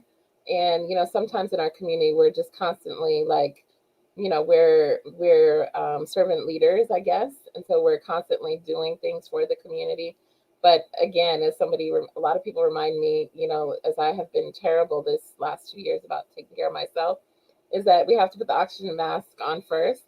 Otherwise, we won't be here, and we gotta, we want to stay here and be here for our community and for ourselves, for our families. So, really important to actually do this. And so I'm really sorry to hear about the loss of your father at such a young age, and how traumatizing, and also how much you're living, you're doing your work for his legacy. And so that's also extremely cool and beautiful. So I really appreciate that. I just wondered if you could speak a little bit around sexual health and the need for those screenings as well. Yeah, absolutely. And thank you. So before the pandemic, I would recommend that my patients get testing for sexually transmitted infections at least once a year, or every time they change partners. So that might be every 3 months or less, but I wouldn't get testing more than every 3 months, because it can take time for the test to be positive. So at least once a year, and up to every 3 months if people are changing partners more frequently. And sexually transmitted infections include gonorrhea, chlamydia, syphilis, and HIV, and might need more frequent testing of HIV and syphilis. Also, if people are using intravenous drugs. So that is something I would recommend pre-pandemic, and I think people have been going in less frequently. A lot of the sexually transmitted infections, you don't have any symptoms at all whatsoever, and so you might have it for months and not know, which is part of the reason why we recommend frequent screening. And with not knowing that you have symptoms for a long time, some of the STIs can cause infertility, and so can cause scarring of the fallopian tubes in women, and scarring and decrease of semen production in men. And so all the more reason that if you treat it and cure it, you're not going to have those long-term effects. But if people go years and don't know, that it can affect their fertility later in life. And then obviously HIV is a serious chronic illness, but it is very treatable. And if somebody is on meds for HIV and has their viral load undetectable, they can be very, very healthy and live just as long as anybody else. But if somebody is curing HIV and it's wreaking havoc on their system and their immune system, having HIV untreated actually increases the risk of all these other diseases, of heart disease, of COPD, of lung issues, asthma. And so it's all the more reason that to know your status and to get tested, because there is treatment. And if you get treatment, you can be very well and healthy. But if you're not treated, it can cause serious long-term effects. And so, yes, we have been seeing increased rates of STIs because people are not getting tested, because they're not going to the doctor, because they're scared. But they are doing stress relief of having sex and closeness with other people, Right. which I fully support, but Yeah. just know your status and get tested Yeah. to be safe. Yeah, because I was hearing that, is it gonorrhea that's going up so high right now, and chlamydia, especially in I wanted to say, like, 17 to 30-year-olds or something like that is what I was seeing. And I know the biggest new infections for HIV, which in San Francisco at this point we don't know what they actually are, because there's been so little testing in the last couple of years. But we think that in the general population it's gone down, but in MSM, so men having sex with men, and in Black women, the rates of new infections of HIV are going up. So we have to be aware of those things and make sure that you do know your status. And at the same time, to your point, Dr. Franks, we really want people to be sex positive. This is whoever you're having sex with, however you're having sex, it is a good stress relief. It's great exercise. It's a great opportunity to get your that balance that we talked about, which is the getting your anxiety down, it's a natural antidepressant with the is it oxytocin that the body releases. So these are, sex is great. We don't want to say don't have sex, just have safe sex. So I think those are important things in our community too to think about, which is that we've gone through some things where sometimes talking about sex and talking about whatever your sexuality is and your partner of choice can be something that we don't talk about. So if you're same gender loving, or if you're bisexual, or whatever your orientation is, then there's been some shaming and blaming or hiding. So we don't want any of that to happen. And also, as you said, Dr. Franks, okay, if you're changing your partners, right, or if you have multiple partners, there's many ways to do that safely, or as safely as possible. So this is no shame, no blame. This is about having great sex, and also taking care of your health at the same time. And I want to say this is a very important conversation. And I know me and Brittany with Wise Health SF, we've been talking about how do we bring the taboo conversation of sex education and sex to our community in a way that's we can have that conversation. For whatever reason, it's just taboo.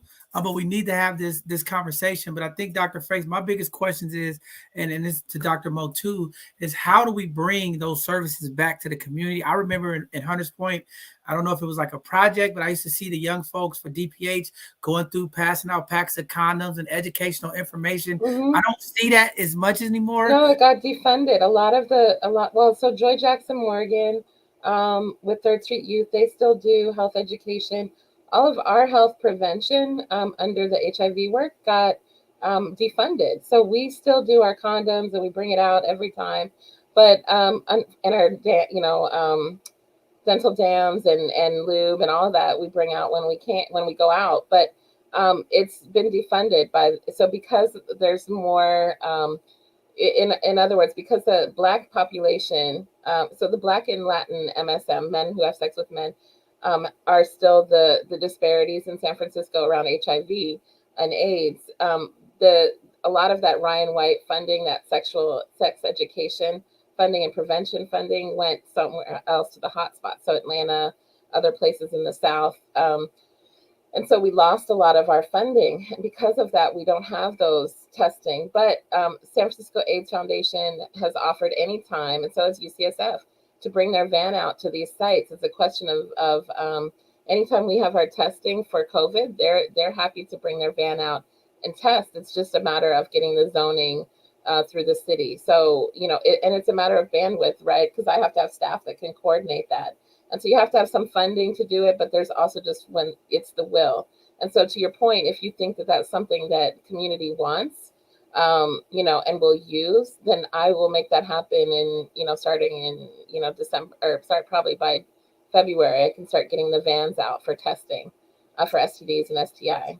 Yeah, no, definitely. I want to be a part of that. I told Brittany we're supposed to be talking. I want to connect with Roots, a number of the organizations that are doing medical, because we had a conversation a couple of months during, Breast Cancer Awareness Month, and a lot of folks was on there that was on our panel saying in the community they used to have pop-up where they used to come do testing on site in a mobile vehicle, and it just went away, right? And I'm only bringing this up because I heard Dr. Frank say that the health community is trying to do a better job of marketing outreach, and I'm still finding it's a challenge.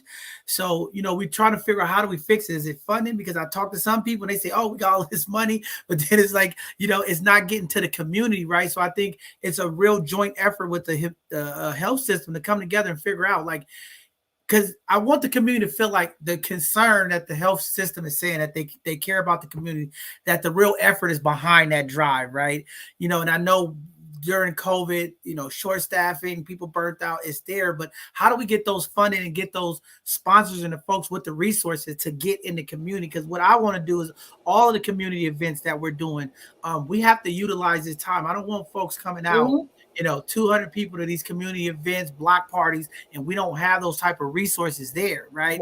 Even if it means we have to incentivize it with a gift card, right? I want to look from the lens, because I go to these meetings and I'm listening. It's like, it's all these issues. And I'm like, well, what are we doing to do active work, right? For real. And too many times in our community, we're reacting to everything. And it's like, well, how do we get centered a little bit? And I think this was the intentionality that you and Dr. Frank were talking about, to really think, right? Talk to our community folks and be strategic and say, hey, and that's one of the things I got to talk to Dr. Mo about, because I want to do that, right? I want to have a health and family wellness today.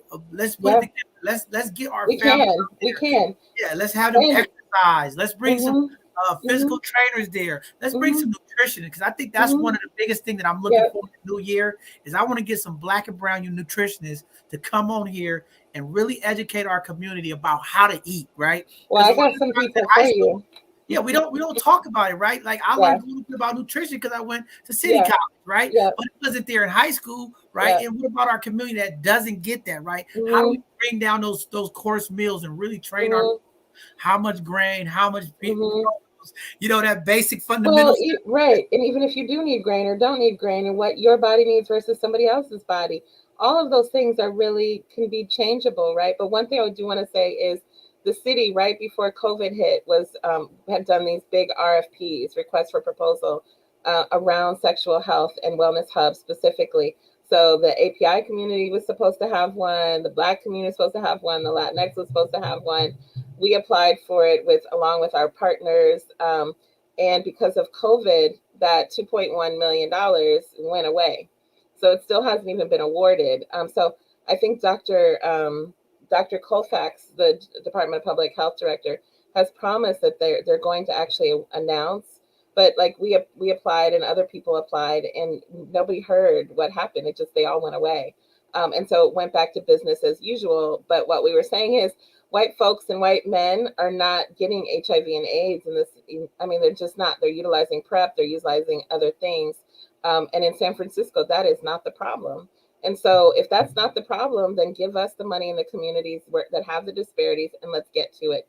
But we're 2 years behind the 8 ball because of COVID and because the city staff had to redeploy to deal with COVID versus dealing with sexual health and these other disparities. So that's just one of the pieces of the puzzle. So we got to get into that part. But into your point about nutrition, what is so cool is I heard yesterday, we were at the Pregnancy Pop-Up Village and we have a couple of new staff. One, our awesome cancer navigator, Star and Charmaine. So Star is brand new with Rafiki and came on and is doing cancer navigation. And so we were talking and we had somebody that came down to the Pop-Up Village and both he and his brother had cancer. And we were able to get him a nutrition box. And so she went and she dropped them off at their houses. But what was so interesting about it was then she came back and she told me, oh, I love these boxes, Dr. Mo. They're so awesome. There's things that I have never even eaten before. She's like, I didn't know what a persimmon was. I had never had, whatever, because our person, James Williams, is ordering what's in season, right? And so because he's ordering what's in season, organic, healthy vegetables, she said she started to juice. So she's juicing for herself and her mom. She said she's never had so much energy in her life. So she does juicing in the morning. And because of that, she's juicing the greens, the kale, the whatever is in there. And she's making these juices for herself and her family, and she's feeling great. So, to your point about nutrition, not only is nutrition important for the body, but it's also important for the mind, and so for our mental health. If we don't get a change in our nutrients for our brain, and even for our brain development, it's going to impact our mental health as well long term. So a lot of people don't realize that physical health and mental health are so connected.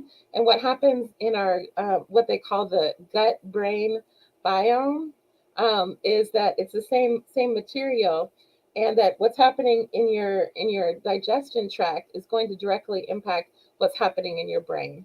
And so if your digestion is off, if you're not getting healthy, if you're having a lot of inflammation in your food, so a lot of sugar, a lot of wheat, a lot of things that are maybe alcohol, or maybe meat or things that are heavily processed, it's creating a lot of moisture and dampness, which is creating a lot of inflammation, which then turns into things that impact us, like cancer, diabetes, heart disease, all of those things. But it also impacts depression.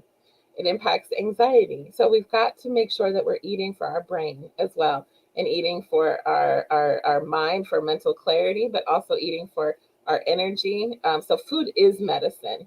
So we want to make sure that when we get healthy, organic foods, and I'm not talking about organic foods to be shishi, I'm saying organic foods are not poison. So if you are getting foods that are part of the Dirty Dozen, and you can look this up online, and we can talk about it when you bring on your nutritionist, but anybody can Google it.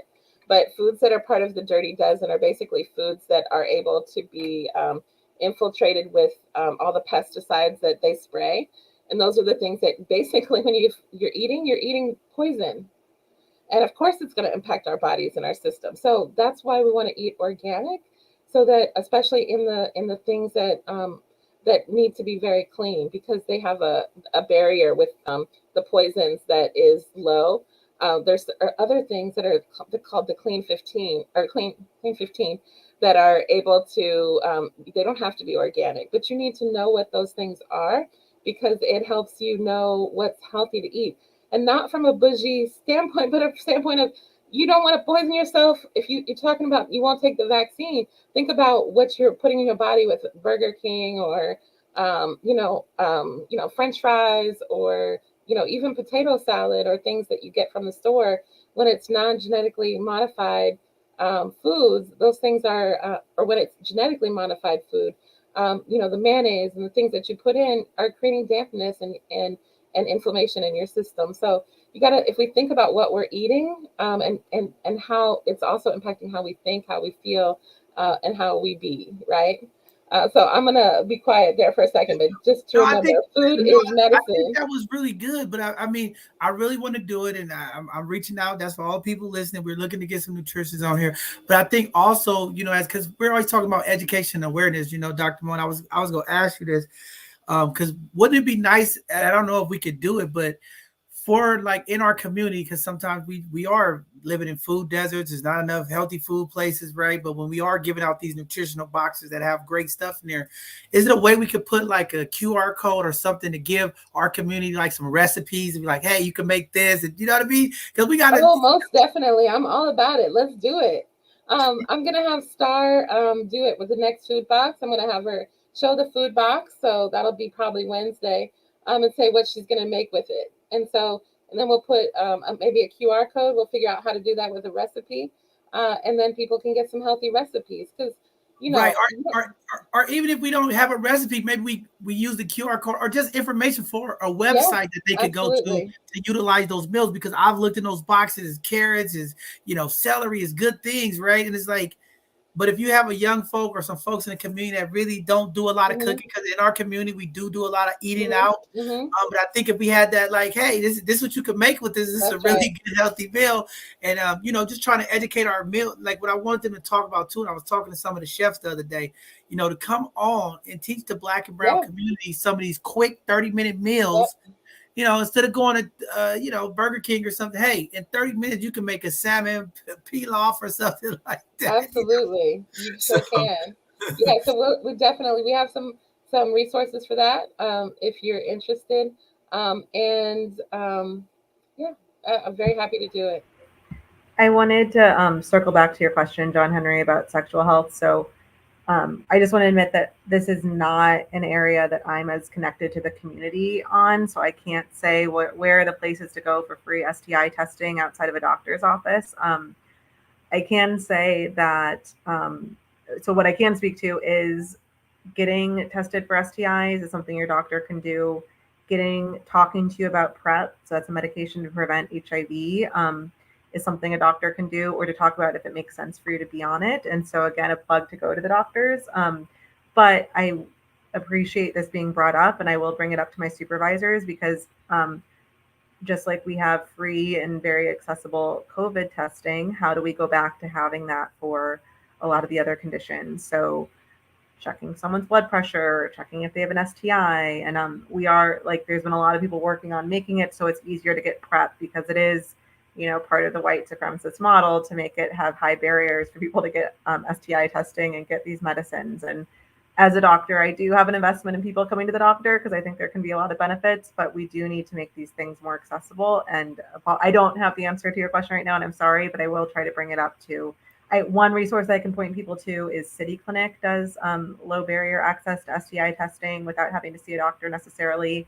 And if you are trying to promote sexual wellness at community events, having free condoms is huge. Condoms prevent almost all or most of the STIs.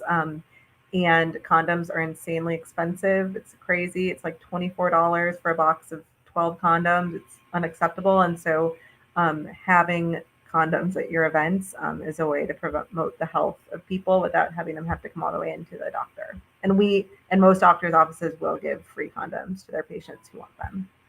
Wow, that's great information. And that's what we're trying to do here at both sides of the conversation. And I'm glad, and this is again about transparency, right? And that's what we're trying to do here is bring these resources and information. And I really appreciate Dr. Mo dropping all this information, the service that they provide. And that's what really both sides of the conversation is about, just helping get these informations out to our community.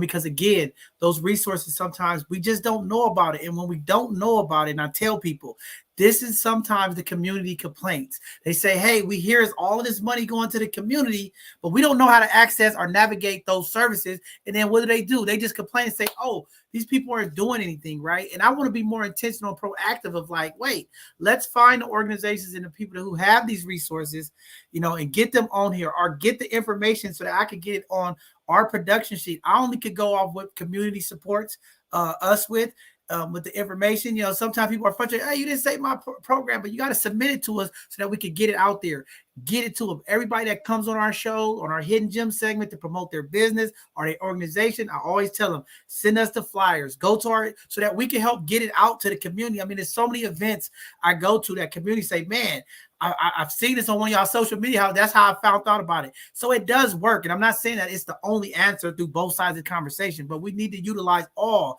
of our community media, our community organizations, our S&M and customer management systems to get the information out to the folks so that we can get the support that's needed. But definitely Dr. Mo's giving some of this information. I'll put it out there. And, sometimes it's a challenge, connecting with these organizations. And again, sometimes we get in our mindset that, everybody knows about us. And I keep telling people, I'm learning more and more about this media and marketing stuff, right? We have our network of people, yes. But what I'm finding, these people who think everybody knows about them, there's still this population of communities like, I didn't even know they do this, right? And they don't even know all of the community services. So our job is just really trying to help with that. Come on and tap into another market of folks that you might not be reaching. But sometimes that's the problem when we succeed. You know, some people have their models and they say, hey, we've met this plateau and we're really outreaching and meeting the market or the masses of the community. And it's still that gap. So, you know, utilizing all what we have to help out. We just want to be a part of it to make sure that we get this information to our community so they can get these services. And Dr. Mo, thank you for giving us this. I'm about to start getting these out here, these services of community. I've only seen one question in the chat so far about, can you get the COVID shot and the flu shot at the same time? The answer is yes, you may. Earlier in the pandemic, when we didn't know as much, we were saying space out vaccines, but at this point we are saying it's okay to get any vaccine the same day as your COVID shot. So yes, it is safe. We are not seeing dangerous side effects, and definitely get vaccinated for COVID and flu when you're able to.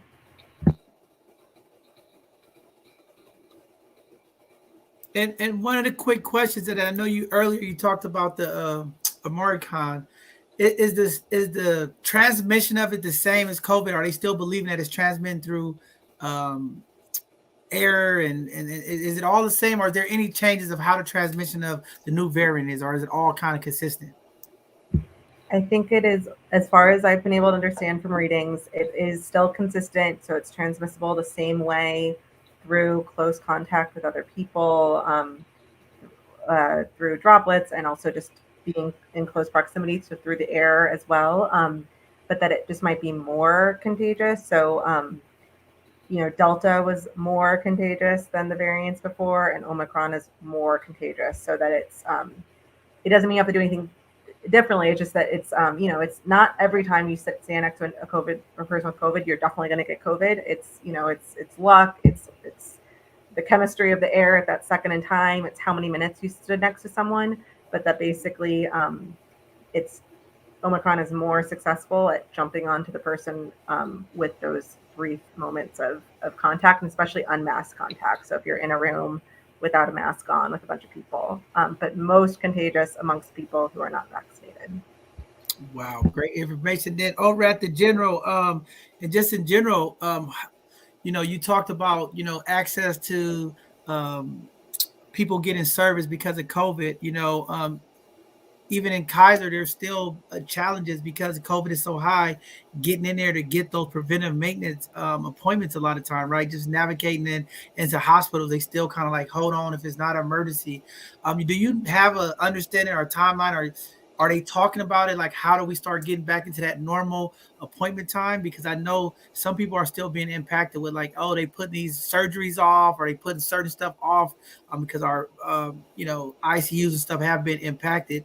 But are they talking about how to get back to that kind of normalcy of getting access to the hospital services, or is it still, you know, kind of, I know some organizations are opening up. I know UCSF is starting to do a little bit more, but I know like in Kaiser, they are still kind of like, hey, if it's not an emergency, don't come in, talk to your doctor on email.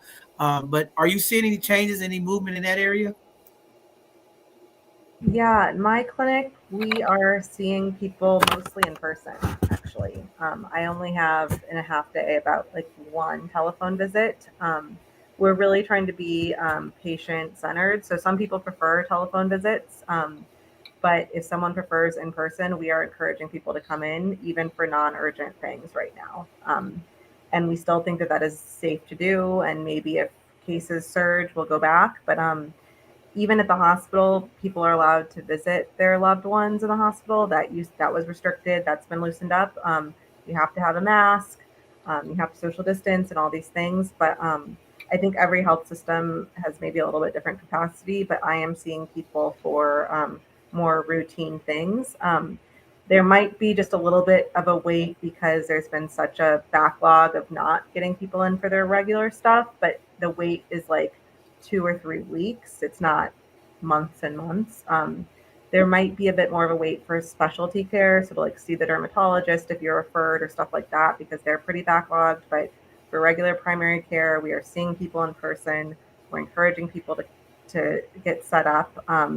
and to come on in. We've had a bunch of new patients because my San Francisco Health Network is a lot of people are publicly insured, so Medi-Cal, Medicaid, and a lot of people who lost their job, they're switching to that type of insurance. We're seeing lots of people who are recently unemployed, but the San Francisco Health Network patients or clinics are seeing people and taking new patients, and people are getting their elective surgeries and stuff. And we're not telling people to hold off because we don't know how long we'll be in this like more calm period, and we know that maybe after the holidays it'll close back up. So we're encouraging people to come in safely, not but if you have a medical concern, it's appropriate to have an appointment. And then one of the other things, I don't know how important you all think this is. So when we talk about this medication, this pharmacy stuff, right? In the Black and brown community, one of the biggest things, and I'm just gonna say it, Black males, especially when we talk about high blood pressure, how do we educate our community, especially the men of our community that deal with high blood pressure, about the different types of medications to help them? Because I hear sometimes that guys don't want to take it because sexually it can impact them with extra ED or things of that nature, right? And I'm like, brothers, you got to go get checked. I'm trying to advocate. You got to get your blood pressure in order.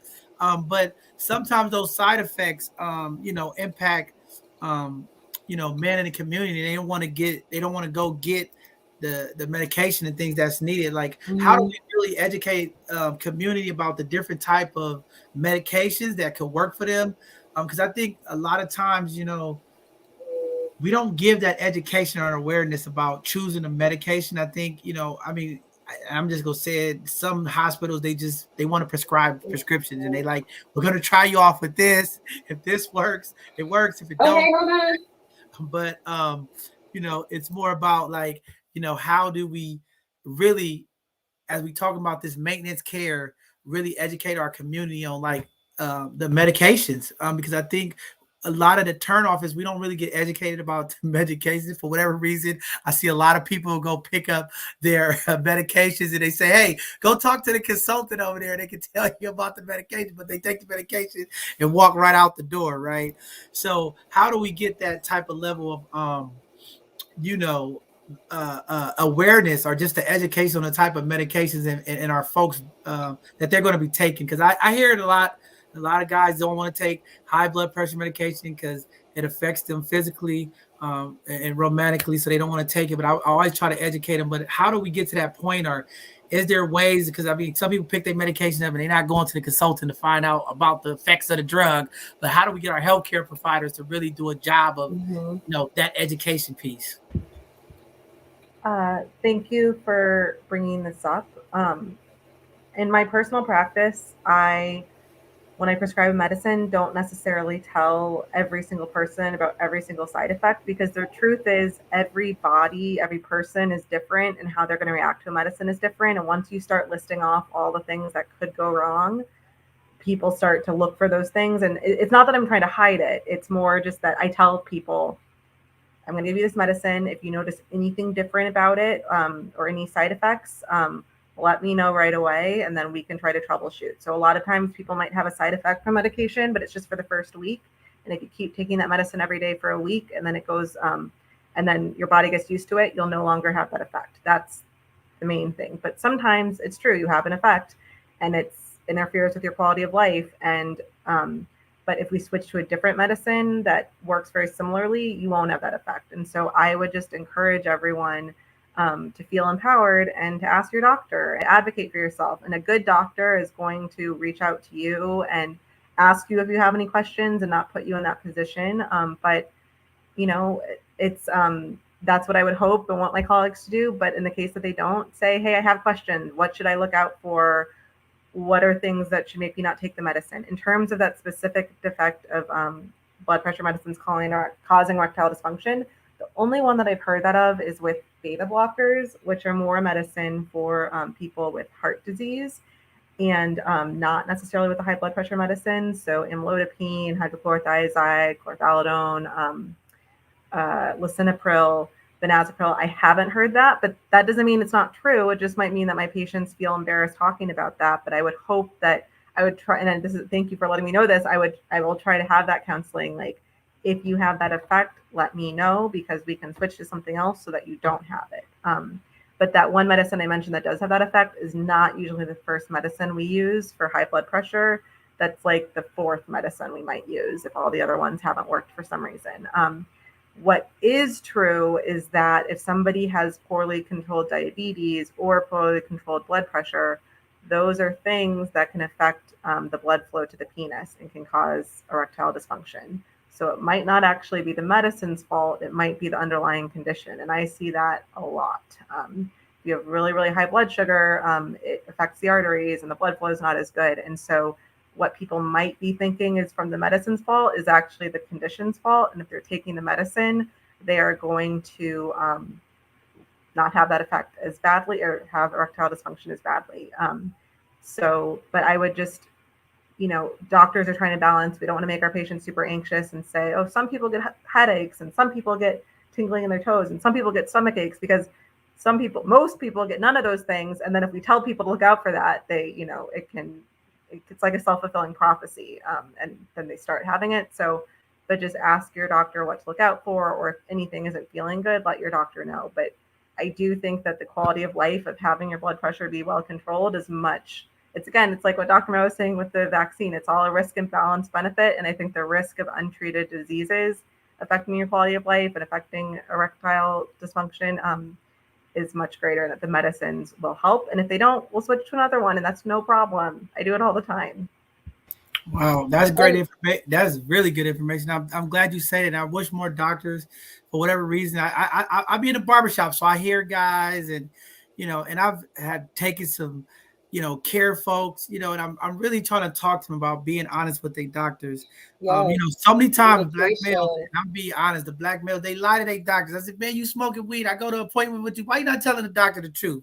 You drinking more than 5 times a day. Like, we got to have this, build this trust in relation to understand that it's not a judgment thing. This is what you're doing, but we got to really be able. And I think sometimes that's where these misdiagnostics happen, when we're not being open, right? The doctor only can help you so much, with the information that's had. We don't know every day what you're doing, but trying to bring that transparency from the community standpoint to the medical profession as well, and not being fair to say, hey, this is what I do, this is my life. And everybody is not that comfortable. I mean, I just feel like if this is my doctor, I got to be able to tell you everything because you're going to save my life. But some people don't. But it's just good to hear that, you're one of those doctors that's trying to go above and beyond. I know the patients, the amount of numbers that our doctors take and see a day is hard to give that special treatment to everybody. But I think for community folks, you have to be open so that they can really focus in, because you only get so much time, and it's best to be open and honest and transparent to really get the support and health needs that, to get taken care of. So, yeah, I just wanted to throw that out there. And one of the things, so just so y'all know, I put a bunch of stuff around depression. There's a screening tool. There's links for different therapists. There for therapists for Black women and girls, for Black men, for Black folks. I'm putting up next. I didn't quite get there yet, but for queer folks, for queer youth of color, these are really. It's really important. Just as you talked about the heart medicine, what happens long term living with depression actually kills you and creates health disparities as well. It creates tremendous stress on your brain, on your organs, and can cause, of course, your thoughts of suicide and frankly, I want to say homicide. In a little bit of the work I do, I sit with folks who have experienced a lot of trauma, and what I noticed, especially for men, because I also did a lot of work in San Quentin with juvenile lifers, is that when men, and especially in this case it was boys, folks who were juveniles at the time of their crime, and in this case homicide in most of the time, in the folks that I was working with, what they were experiencing was a lot of trauma, whether it was sexual abuse in their family, neglect in their family, moving to a new place, being bullied, being ostracized for, whatever kind of experience, or having to jump in with a set or a gang, and then because of the need to belong and family, that the chosen family of the set of the gang, then violence and love began to connect with each other in their minds. And so oftentimes if somebody harmed a lot, and still today, the biggest number of shootings in San Francisco in the last 2 years during COVID has been folks who have lost a loved one to homicide. And so then the shooters, there's shooters in their teens, but a lot of the shooters are 20s, 30s, 40s, because they're getting back on something that happened to a loved one. So depression can look like action in anger inwards, or action and anger outwards. So especially for our community, and especially more in males, although in females too, we see fighting, and Black women, as we say a lot of times, an angry Black woman, quote unquote, how we look is really depression. And a Black man who is, who's angry and violent is often depression. So the screenings are way off, right? For our community especially. So we got to recognize that. So depression is really important to identify. It's important to do prevention work. And I guess next time, whenever we come back, probably January, we can talk about all the toolkits. I really want us to start off the year well. But one thing I'll just say, the affirmation that was taught to me by Shaka Jamal, one of our yoga instructors, who is also a filmmaker and an amazing brother. The affirmation that I use often, and if you'll bear with me, John Henry, I'll share it. It helps me get through the day, and I just say it 3 times, and it's just this: my mind is strong, my body is strong, and it's just like, my mind is strong, my body is strong, my mind is strong, my body is strong. And there's another part to it that I'll go into next time. But these are the ways that we can kind of think about how we when we're feeling anxious, or we're feeling afraid, and we're feeling maybe vulnerable. If we do our affirmations, then we can impact our life and our health. So it's important to think about our brains as monkey mind, as they say in Eastern Buddhist tradition.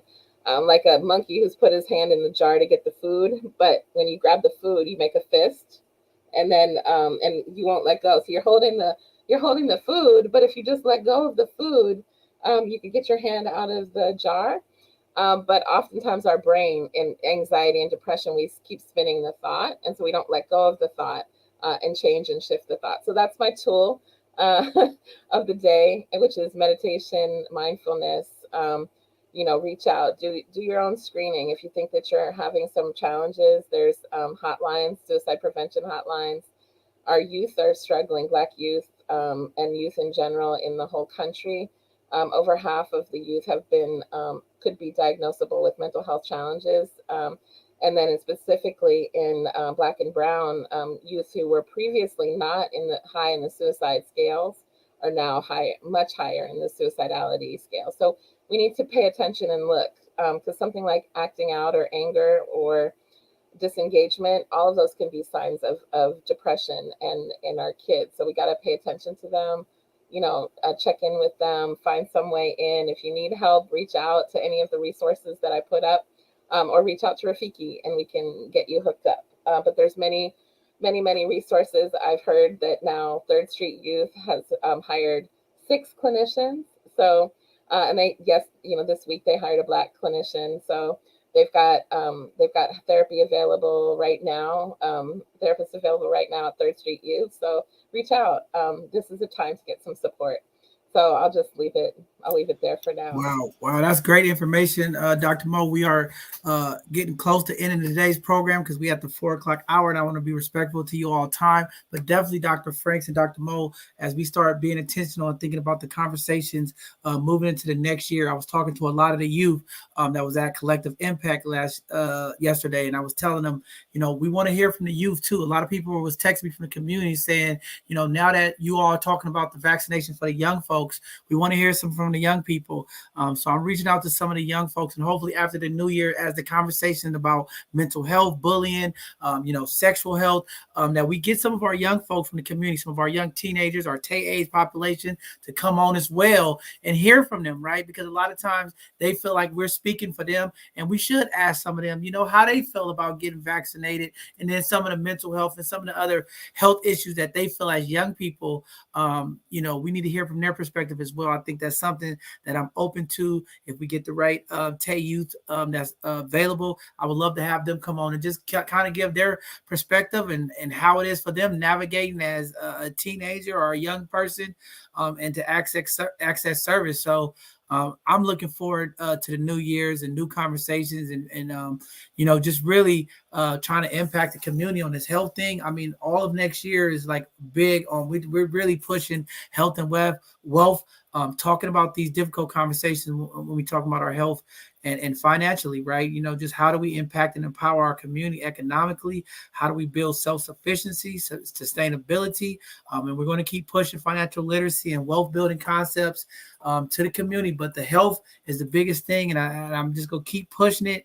We got to do something about this mental health in our community. We have to make this as just as important as COVID. The investments and as well as getting the culturally appropriate people and services to the community, because it is difficult getting to our people in some of the locations, but we have to find alternatives to give these people access to services. So I'm looking forward to the upcoming year and the things that we can really do.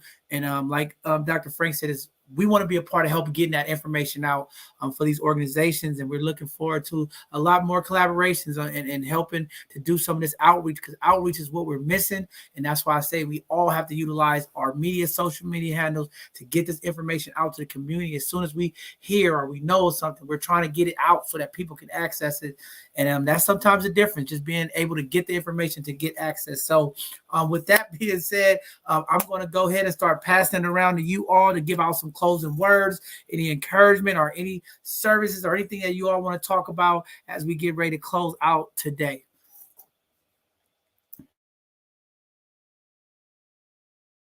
Do you want to start, Dr. Frank? Yeah, go ahead. It's really, truly been an honor to be here today, to be in solidarity with all of you, to work with Rafiki, both sides of the conversation, Dr. Mo, John Henry, everyone who's put this together, and all the work we've been doing. I am all of the churches that have been outreaching to their clergies. It's an honor to be part of this work, and thank you all. My last messages are just get vaccinated. If you're worried about getting vaccinated, make an appointment with your doctor to talk about it more. I'm just pulling this up because it kept getting cut off, and I apologize for having too long of a message. That number to get a doctor is 415-682-1740. That's the new patient line for San Francisco Health Network. But just to take care of yourselves, be compassionate with yourselves, be compassionate with your family members and friends, and really trying to find joy in this moment. It's really hard, and I'm sorry for sharing all of this really difficult information, but the thing that will get us through this is love and connections and self-love. And thank you all for having me, and I'll see you next time. All right. Thank you again for being available, being here. And this is part of that narrative shift. We having our community doctors giving up their weekend to also come give back to the community. So we thank you for being real, being transparent, and, just letting our community know what needs to be done. And we appreciate having you here. Very, very important information that you've been giving out to community. So thank you again. And anytime you would like to come on, now you're part of the Both Sides of the Conversation family. You can always say, hey, if you in these meetings and y'all in our morning calls, you can say, hey, if there's an outreach that need to happen, feel free to reach out to us. We'll definitely help get you out there. Reach out to Dr. Mo. She'll connect us. I mean, this is all it's about. We're just trying to get this information as soon as our elected officials, as soon as our hospitals, our health network, As y'all get this information, we want to start getting into our community so they can have access. But thank you. Phenomenal job. 2 weekends in a row. You've been a blessing getting our community information. And if any questions come in or anybody want to connect with you, we'll make sure that we get your information out to them to have a conversation with them as well. So thank you very much. Dr. Mo, I know you got a lot of stuff to talk about, the 94124, all of the testing sites. And I do want to say thank you for being available for a couple of folks. We did get some calls, and I got it. I know you was on the call with the DPA. I got to have a couple more calls. We was over at Collective Impact. Some of the contracted folks that are doing the vaccines, are leaving before the end of their time. People are coming up saying, hey, I had an appointment at 6 o'clock and they're closing early. So that's a concern that we got to talk to them about.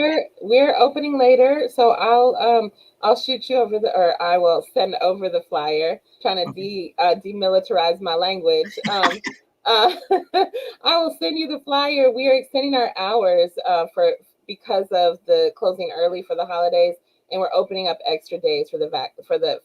So we'll let you know, and then you can post that for us. That would be phenomenal.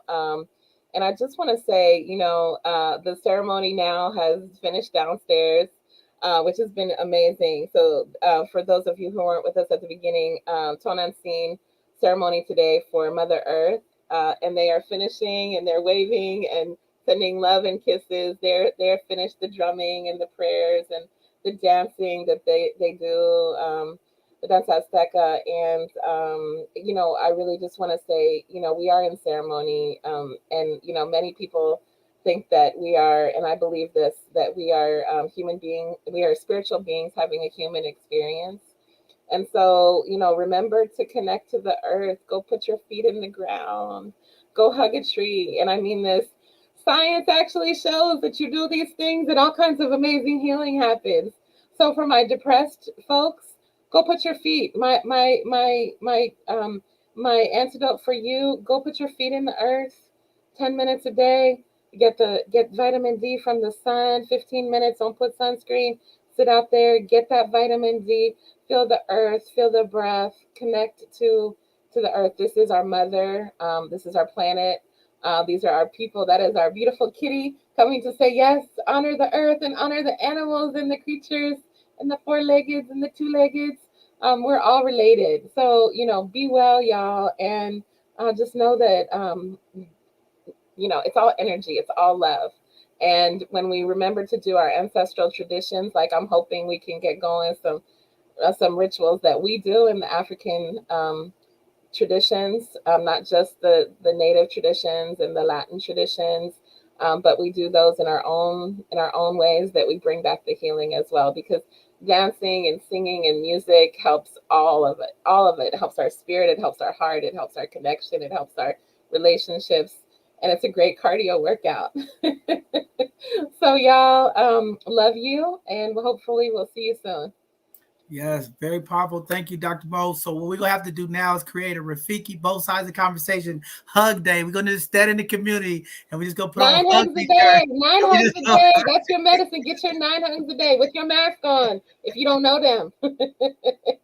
Definitely. We're going to have to get a love day in the community, a community of love as we approaching, that month here in February is coming up. A lot of events, a lot of things coming off of Black History Month, and just reconnecting to the Mother Earth is definitely something very important, and connecting with each other. I don't want to leave today without saying, as human beings, we have to connect with each other. It's a reason why we are here. Our vibrations are good. Yes. And we know in vibration, there's negative energy. And I encourage all of the community during this holiday season is protect your energy. And sometimes you just have to step away when the energy is not right. I've had a couple of situations that, things happen, and I just have to step back. There's no love lost.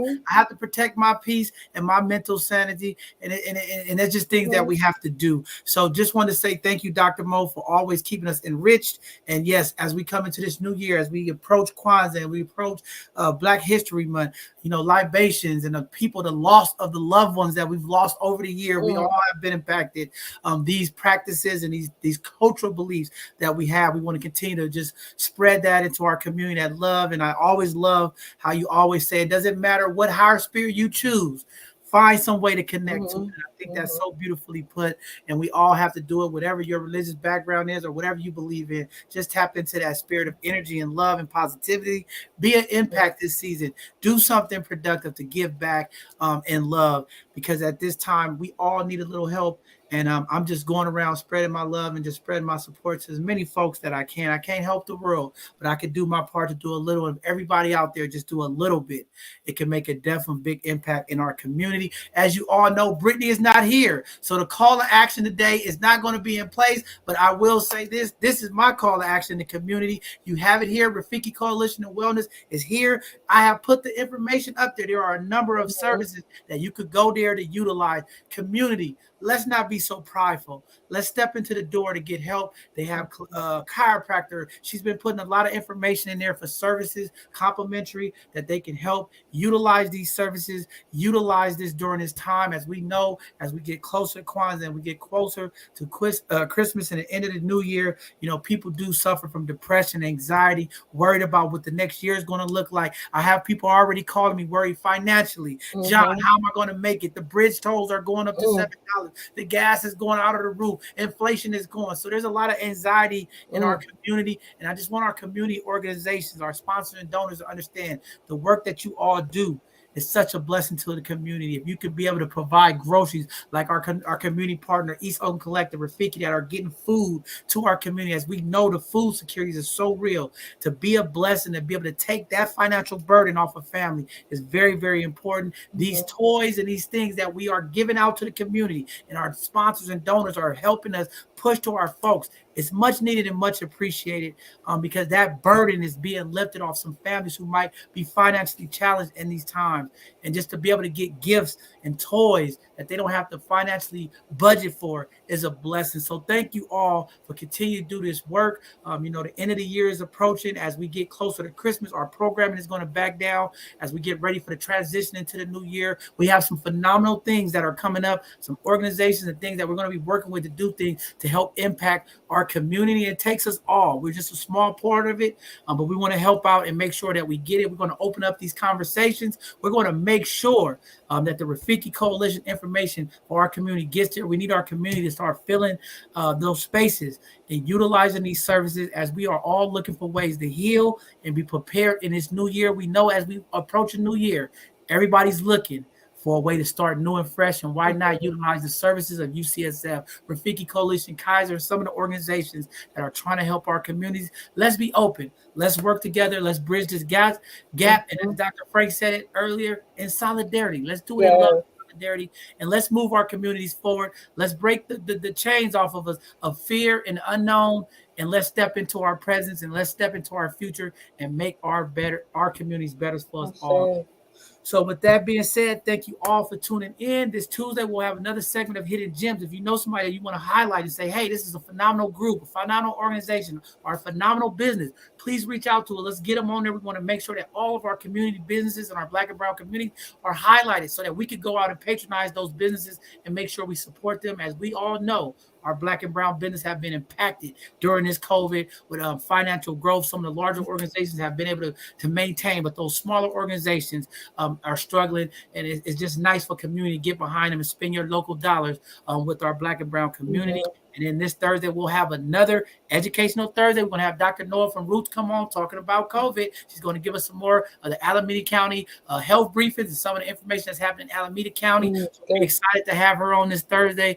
And we're just going to continue to do our part. Again, this conversation was really about helping you make the decision, asking the questions that's needed. We are not here to force anybody to do anything, right? We just want to give you the right information so that you can protect yourself and the community as you go on with your day-to-day business. But also, if you're not going to get vaccinated, all I ask for the community is this.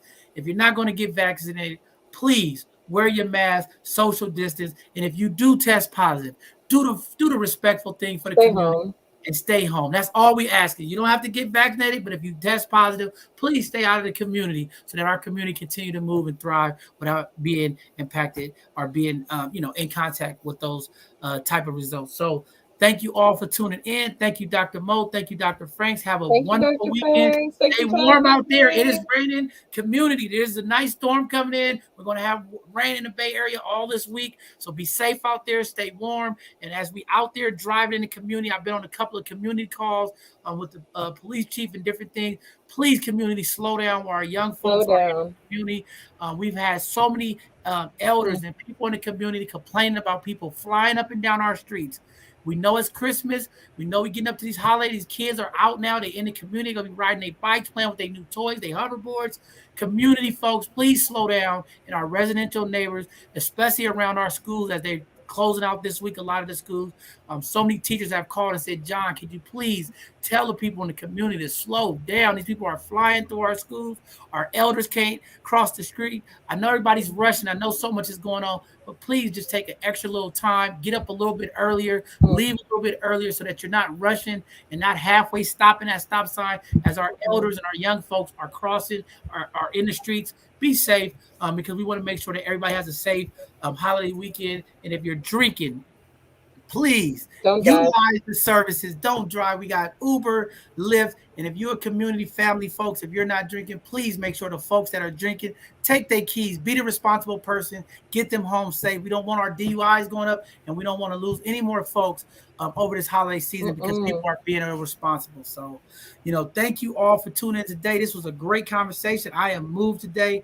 And thank you, Dr. Mo, because every time you start talking about this mental health stuff, you just lift my vibrations and I go, I got more work to do. And Dr. Franks, you just phenomenal. Just keep doing what you're doing. And in your leadership, these young residents coming in and they see leaders like you advocating and standing up against the opposition is very, very important, very powerful stuff. And I know those leaders at UCSS. I'm there. I see some of the young talent coming in, and I say, y'all go get them. Keep your head up and fight the power. You know what I mean?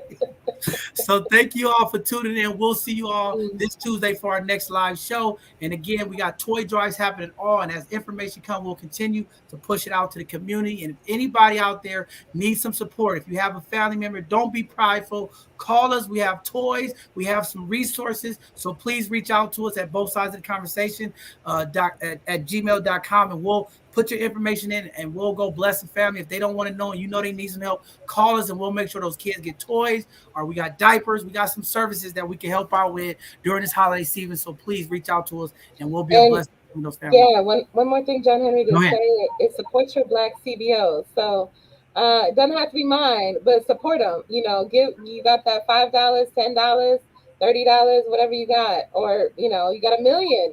We'll take it, and my other, Black and brown CBOs, everybody needs funding right now, specifically.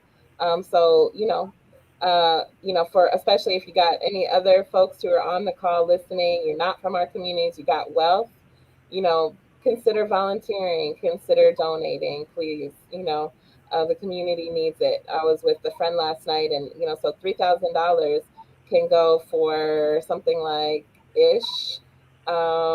let me say about 600 meals. So 600 hot meals for $3,000. So drop some hot meal money, y'all, to any of the organizations doing the work, because we appreciate and love it. Thank you.